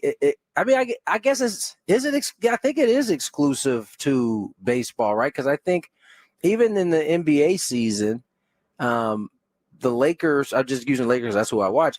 They'll still have the telecast. Yes, you can still watch the Laker guy on their channel. Do the Laker game. Right. You can't do that in baseball nowhere. Like you can only get radio voices because everything becomes national at that point. Is everybody struggling with the commercials on Red Zone yet? How Skraby okay so far? I'm not really even noticing them. I'm noticing them, but I'm fine with it. They picked the right times. Although they did something weird. We're going to be having this, so you guys know, we're going to be having this conversation once the season's over and I'm actually able to watch Red Zone. I have yet to see it yet, so I haven't really had a chance to complain about it yet. Let me just tell you, Scott Hansen is still the man. We were watching yesterday, and there were 4 games coming down to the wire. And I've never seen a guy more enthusiastic. I mean, there's 2. He just got a first. No, he's short of the first down. And let's go over here on the upper right corner. And there's the pass, and it goes to Aaron Rodgers. Intercepted. And then he's down in the left corner. And the Jets are fumbling the ball, and the Bills recover, and they're going to sew up a victory for Josh Allen. Oh, what a great win. Oh, wait a minute. Look in the upper left corner. I mean, he is unbelievable. And he's doing it for like 7 hours straight almost. 7 hours. Incredible, no longer commercial. Well, but you still got to give the guy the credit he deserves. Of course. I think we're going to be losing Scott Hansen from our Red Zone here pretty soon. I've been reading a bunch of stuff about how might move into an Olympics type role for NBC, but who knows if that actually will happen. I heard they pay good. NBC? Yeah, I'm sure they do. Can they pay Scott Hansen however much they paid Snoop however much to do the Olympics last year. I don't know how much they can pay Scott Hansen. Have some money left over for Scott Hansen. Oh my gosh, I forgot that Snoop was paid to go to the Olympics last time in Paris. And he dressed up like he was a Parisian. They also give Mike Tirico enough money so that he can continue to feel like he's the greatest thing on earth. But like, here's another thing, because I don't like Tirico, and you guys know that he's very arrogant sounding. Do you guys hate Collinsworth as much as everyone else does? I hear endless thing about how horrible Collinsworth. I like Collinsworth for 90% of the time. There are times everybody gets to you, but I think Collinsworth's pretty good. But I hear a lot of negatives on him. He's been there long. I think that's where you start looking at it. If you've been there long, people just stop. They start. They're going to start finding stuff. No, I think that's probably. So you kind of like Collinsworth? No, I think he's fine. I have more of a problem with his son hosting the pregame show. Jack Collinsworth. Nepotism on a show where your co-host is, Tony Gwynn Jr. I can't. You think you ought to get past this at some point? I told you you're not past it 1 billion times. Tony would not have been able to make the major leagues if he wasn't good enough. On TV, it's a little bit different. Hey, throw my son in there. He'll be great at hosting the pregame show. You enjoy Mike Golick Jr., don't you? Oh, God. All right. There he goes. I mean, we have this. There he goes. Okay, so I don't want to disparage it, but Monday Night Football has a new pregame show. It's Mike Golick Sr. and Mike Golick Jr. And I think it's so strange that Mike Golick Jr. just keeps going, hey, what did you think about the Titans yesterday, Dad? I'm like, this is not my type of radio. We're talking about the NFL. We're not in your backyard. I haven't seen that either. Oh, it's on the radio. It's on the radio, so you wouldn't be able to see it. Now, to be fair, I think Golick Jr. has been in radio for a little bit of time now. Like, he isn't just getting started. No, you're right about that, but it's just the him calling him Dad, even though he is his dad, really bothers me. I don't think Dad is the right word either. What does he call him though? Because he can't call him Mike. That would be weird too. Say Pops. Pops is better. Or just don't address him and just no. Pops is way better. Yeah, because I know I always felt when my dad took over as head coach, I felt like really weird. Hey Tony, even though that was hey Tony, where am I batting today? Right, even though that was like really natural for me to call him Dad. Like I don't know if I ever called him Dad in front of people. I think I might have said Coach. I think I might have said Coach, Pops. there you go. Maybe but even Coach is kind of weird for you. Yeah, it is kind of weird, right? No doubt. People in the chat are saying Pops would be okay, but then I'm going to be annoyed by the word Pops. Like, what do you think about the Titans and Cam Ward, Pops? Like, this isn't a podcast. This is an actual radio broadcast that we're doing here. I know I'm a weird human being. I hear you. Okay? I hear you. Dad definitely doesn't seem like the right word. And for people who say Skraby's just jealous, you're right. I am jealous. I would love to be hosting the Westwood One pregame show for Monday Night Football. That would be amazing. I'll tell your dad to get cracking on getting one of these jobs. My dad's not going to be hosting any shows anytime soon. He's retired. He's enjoying life. You could get in there still. Someone says, why not Mom? That would be even better. Yeah, you're right. Yeah. You're right. All right, quick break. Alden Gonzalez talking baseball very well, as he always does when we come back. Friday time and time for our regular Friday visit. And today we bring in Gavin Sheets from the Padres as the Padres get set to start the 3-game series tonight against the St. Louis Cardinals. Gavin Sheets last joined us at spring training. I don't know if you remember that particular interview, Gavin, sitting out there by the benches, but we were really impressed and we really couldn't wait to see you play. But really at that time, I don't think anybody was totally expecting what has happened since that time, which is, you having a great season and, putting yourself squarely in the middle of what the Padres have accomplished this year. So congratulations to you, and just talk a little bit about, what this season has meant to you so far. Yeah, I think that obviously I do remember that the conversation we had out there in completely different times. And no, I think that, kind of when I was talking to you then too, it was just, looking back at this off season, the things I wanted to accomplish, the places I wanted to go. And, I wanted a new change of scenery where the excitement was there and where the goal was to win a World Series. And I think, you look now, we're at August 1st and, at this point right now, I've matched some career highs. And I think that after we saw what happened yesterday, I think that the goal of winning a World Series is right in front of us. Yeah. Gavin Sheets joins us here, Padre outfielder, DH. He's kind of done a little bit of everything for the Pods. And Gavin, let's talk about the process, because we knew from having that conversation in spring training what your goals were, the things you kind of wanted to accomplish. But I know as you go through the season, you kind of have to be able to be flexible in how you are going to manage all of this. You've had times where you've been hot, you've cooled, gotten back hot. What has that process been like for you, sticking with it through some of the ups and downs you've had? Yeah, I mean, it's the beautiful thing of baseball is no matter how hot you are, how cold you are, you got to come to the ballpark the next day and do it again. And being an everyday guy for the first time in my career has been incredible. And I think you learn how to handle those things, and you kind of learn on the fly. And you battle with soreness and all this stuff that goes on, and showing up to the ballpark every single day and bringing it, and dealing with slumps, dealing with hot streaks, and I've just enjoyed every second of it. Obviously, the roles might change a little bit going forward, but whatever it is, and whatever I need to do, and the goal and the work ethic and all that still stays the same going forward. Gavin, you knew that you could come here and be a big contributor, and you told us that, and you had us believing. I imagine that everyone was confident in your ability, when they put you in the lineup opening day. But how much did it mean to you personally, and in terms of feeling a part of things, to get that home run on opening day, just contribute right off the bat, kind of signal to everybody that, I'm going to be around to help this club this year? Yeah, that was I couldn't have scripted a better start. Obviously, that was about as cool as it gets. I hit a home run in the playoffs in 21, and that was about as close as, if not better, a feeling than I've ever had in my career. So that was just incredible. I mean, obviously playing in front of this home crowd and getting the first taste of it that day, and to be able to produce like that was a pretty special welcome to San Diego, to say the least. Gavin, obviously we got a chance to chat with your dad, Larry, out in Philadelphia. He was out on the field.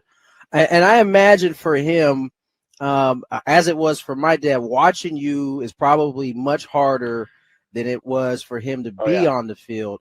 How much has he enjoyed getting a chance to see your success and get to be an everyday player through most of this year so far?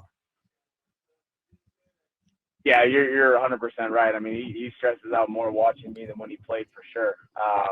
But he's thoroughly enjoyed it. He's thoroughly enjoyed watching the brand of baseball we play, the way we go about our business, and obviously being a contributing factor to that has made it enjoyable for him. He can't stand the West Coast time zone. He said he's losing a lot of sleep because of it, but he's thoroughly enjoying every second of it. Friday time, and time for our regular Friday visit. And today we bring in Gavin Sheets from the Padres, as the Padres get set to start the three-game series tonight against the St. Louis Cardinals. Gavin Sheets last joined us at spring training. I don't know if you remember that particular interview, Gavin, sitting out there by the benches, but we were really impressed, and we really couldn't wait to see you play. But really at that time, I don't think anybody was totally expecting what has happened since that time, which is, you having a great season and, putting yourself squarely in the middle of what the Padres have accomplished this year. So rolling through this Monday night here in New York, 8:36 on the Dow, 5:36 back in San Diego. We're jealous, Tony. I mean, New York, man, it's a place to be. Big night. Yeah, I know you're going out and enjoying the night. Once you're done here, there would be no going out. I heard you were going clubbing tonight. Clubbing? Yeah. You and I couldn't even make it to the first hour right now. Things don't even pop off here until New York till midnight anyway. There ain't no shot I'm keeping my eyes open till midnight. What time is Dave Marcus picking you up, Tony? That's man, that is a crew. Inquiring minds want to know. That is a crew. Tony and Dave hitting the club. Why do I think Dave uses cologne? What's wrong with cologne? Okay, Yeah, what's wrong with cologne? I don't care for cologne, but that's okay. I do know people. Okay, I should rephrase. Yeah, let's rephrase. Backpedal. Uses too much cologne. Okay. Well, there's a certain kind of cologne too. Are you using the brute old man type of cologne? See, that's what I mean. Yeah. I know you probably have some cologne that qualifies as kind of legit, Tony.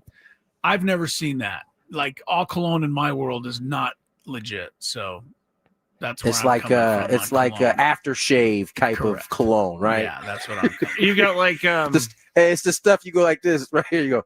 Yeah. And then you put it on your face and And it you go, burns for about like a in week. like in Home Alone. Yeah, what are you doing? Like, what am I doing? I used to do that all the time. Yeah. I don't not know why. It hurt. No need. Yeah, no. Either way, Padres back in action tomorrow. The Mets, Holmes versus King. King back on the East Coast. I'm sure I would guess he's gonna have a lot of family in the building tomorrow, given that he's not from too far from here. So should be a good one. Padres look to kind of continue to cement themselves in a playoff spot. 7 is the magic number. Let's check some traffic and then Alden Gonzalez. From the 855 Get Ross Traffic Center, protecting San Diego after accidents or injury, here's Kelly Danick. Traffic is brought to you by the Oceanside Police Department, now hiring public safety dispatchers. We still have a couple of trouble spots here. One of them is this vehicle over the side, South 163 Claremont Mesa Boulevard. It's over to the right shoulder, and South 5 near the border, right around Dairy Mart Road. Vehicle went off the roadway into some trees over to the right shoulder. The Oceanside Police Department is hiring public safety dispatchers, earn up to $87,000 a year. Lateral bonus is up to $11,000. 12-hour shifts, 3-day work weeks, paid holidays, benefits, and retirement. Apply at joinopd.net. And Kelly Danick with Gwynn and Chris, San Diego's #1 sports station, 97.3 The Fan. Thank you, Alden, for putting up with our shenanigans. How are you, sir? Always good to talk to you. Not a problem, guys. Doing great. Thanks for having me on. Of course, 2 weeks to go, and that's always kind of an exciting time. What are you looking for from, these teams? Let's say the Dodgers and the Padres. What are you looking for the next 2 weeks going forward? They're both going to be in there. We don't know exactly where they'll land, but what kinds of things are going to make you feel better? What things are you, still a little concerned about? From the Padres' perspective, and they showed signs of this over the weekend, albeit against a historically bad team in the Rockies. But for me, with them, it's been about their offense. And, you guys have watched this a lot more closely than I have. So correct me where you think I'm maybe not fully accurate, but like Fernando Tatis Jr., Luis Arias, Manny Machado, the guys making up the top three spots in the lineup, they went weeks without really producing. And so I think it's a big reason why this team didn't really get off the ground. Some great signs from Tatis lately. Jackson Merrill has been hitting a lot better. That's a very welcome sight for the Padres. Obviously he hasn't had the year that we all know that he's capable of. But for them, it's about the top half of their lineup producing at the level that they should. And it's about their rotation. I know, there's some questions with the bullpen with Jason Adam going down, David Morgan going down, but I'm not really worried about their bullpen in October.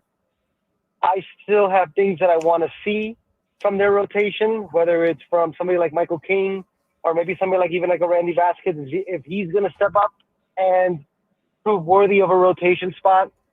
And for the Dodgers, it's their bullpen. It's kind of like the inverse problem between the Padres and Dodgers. It seems as if the Padres, even with Jason Adam out, I think they're going to try to overly rely on their bullpen in October, especially in short series. Whereas I think the Dodgers are going to probably try to get creative with those 6 starting pitchers that they have. Because on any given night, and I'm going to be very curious to see how this works out against the Phillies this week, on any given night, I don't know who Dave Roberts trusts to get the last 3, 6, even 9 outs out of the bullpen. And we have 2 weeks left in the regular season, and that continues to be the problem for the Dodgers. Alden Gonzalez joins us here, ESPN. And Alden, you see both of these teams often. You just kind of went over the team's strengths and weaknesses. How do you see this playing out? I mean, the Padres 2.5 games out with what 7 to go, or no, 12 to go. Do you think that the Padres can close the gap? Obviously, Phillies are playing the Dodgers this week, but the Padres have Milwaukee the beginning of next week, as well as the Mets this week. Yeah, Tony, I think like both these teams have pretty tough schedules.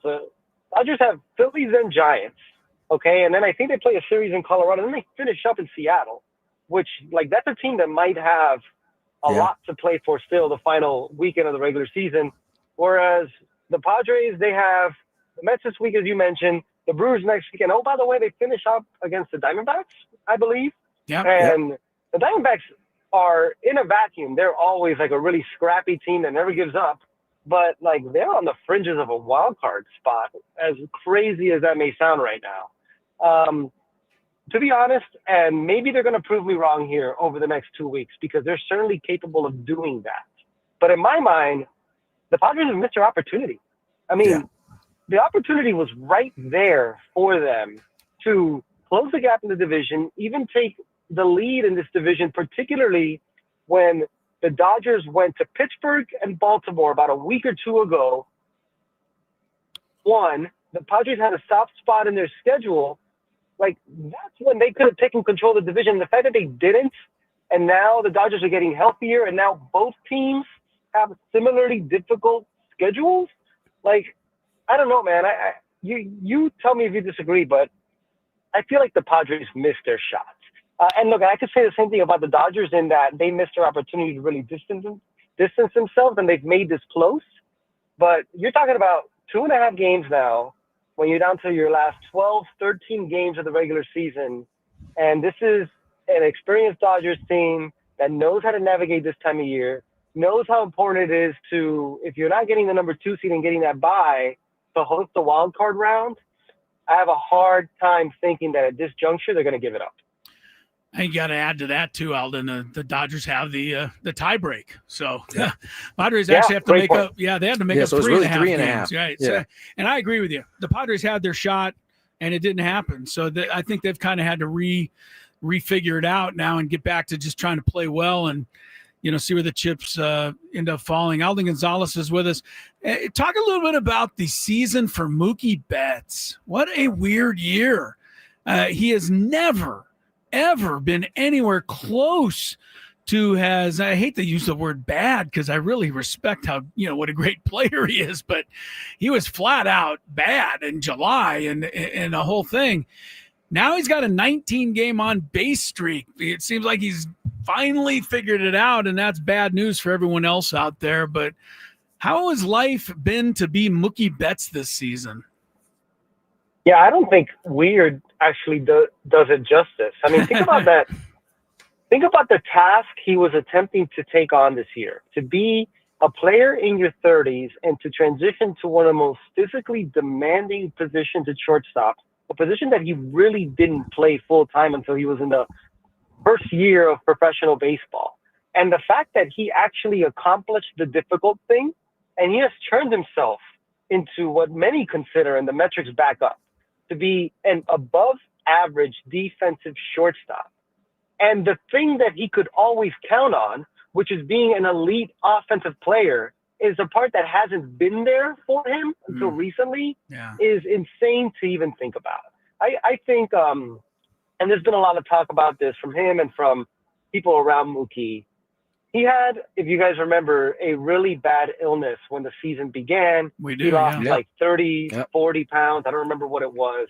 And I think that really played a big part in setting him back, because he began the year without having the strength that he's used to having. And there's a thought that because of that, in trying to make up for that, his mechanics got out of whack. That happened at a time when he's trying to tackle the rigors of playing shortstop and doing extra pregame work on a body that's only getting older.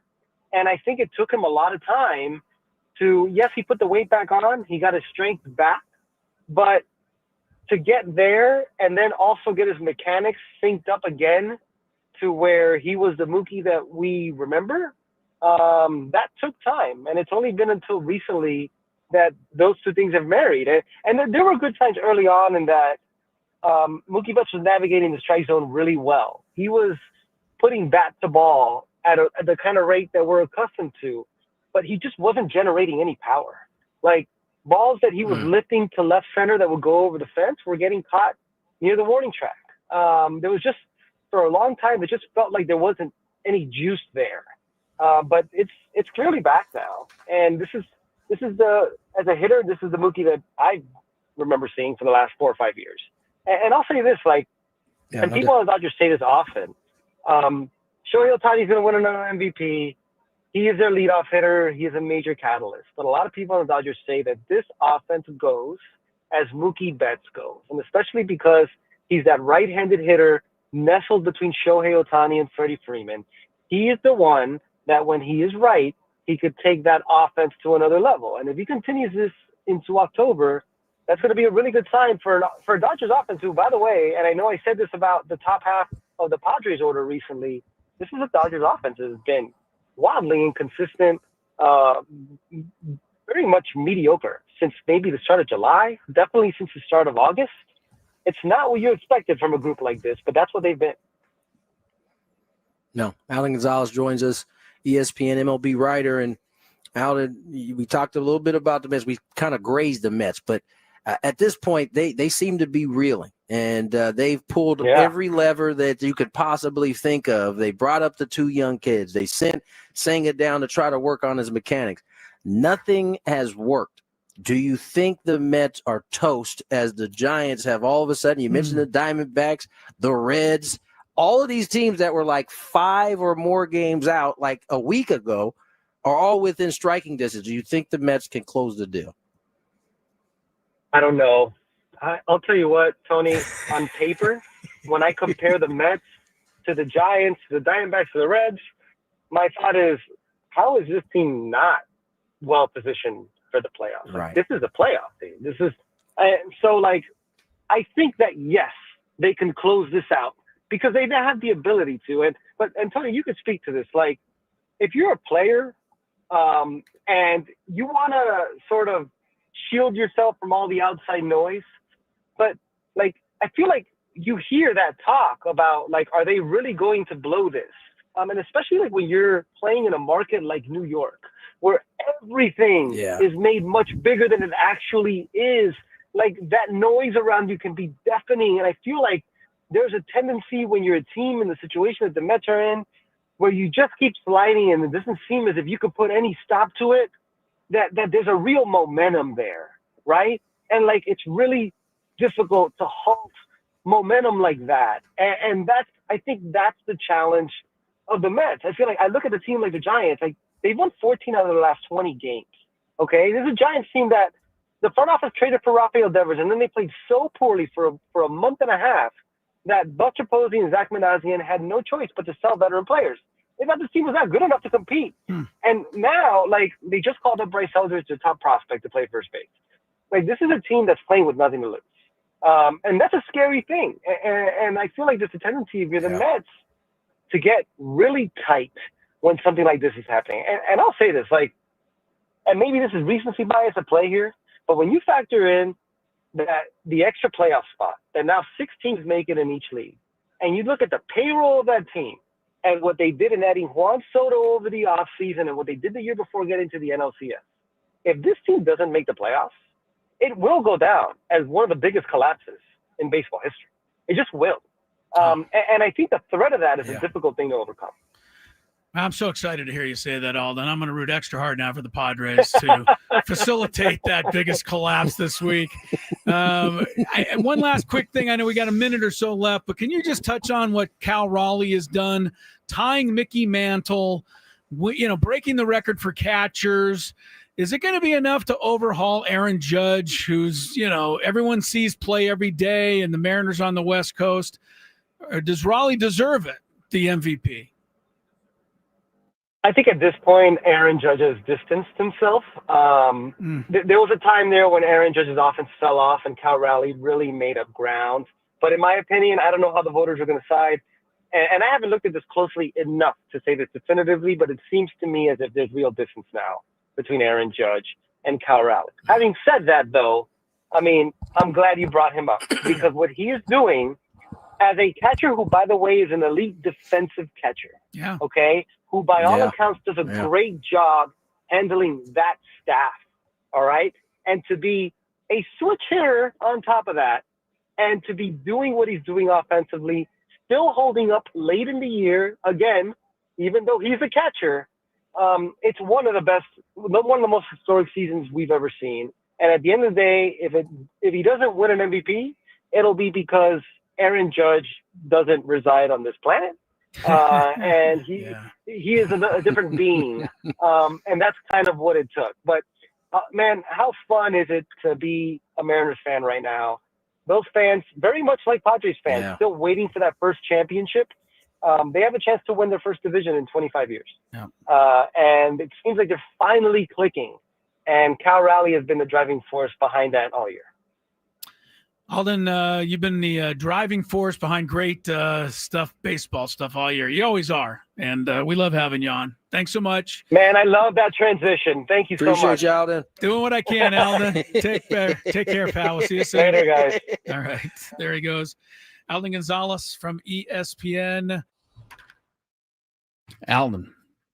Always enjoying Alden. All right, we got to move on here quickly. A couple of things. Well, no, you're not going anywhere. I'm not going You're going to anywhere. do the Skraby Chronicles until Charger Raider coverage begins.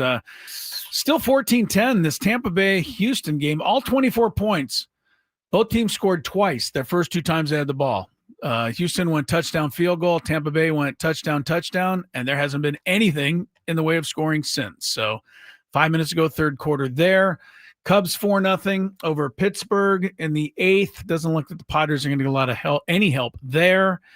And later on, Dodgers, Phillies, Rangers, Suarez. It was going to be Emmett Sheehan, but Dodgers have changed up now. Opener Anthony Banda will start. Dave Roberts loves that. The opener. He's trying to outsmart the room all the time. All the time. You don't like that, but I I know you don't. The big game in the American League tonight, by the way, Houston and Texas with the playoff thing, hanging in the balance. 2-0 Houston in the third. Yankees are down 1-0 to Minnesota in the 5th. San Francisco and Arizona later. I want to thank the guy at 7-Eleven who was getting in his car and backing out just as I was getting in my car today. And he said, "Hey, Chrisello, good luck on the show today, man. I'll be listening." I appreciated that. Thank you to That is nice. that man That who is just very said nice. hello. Kind of, I could give you a rundown of why sometimes I lose my faith in humanity, Skrabe. Yeah, but not that. It's nice to see some nice ones out there. I agree. So thank you to him. Oh, Rico Ramon Gonzalez says that was me. Okay, Rico, thank you. I'm glad you said hello. And hello back, and we'll see you tomorrow at 2 on 97.3 The Fan. Skraby, coming up next.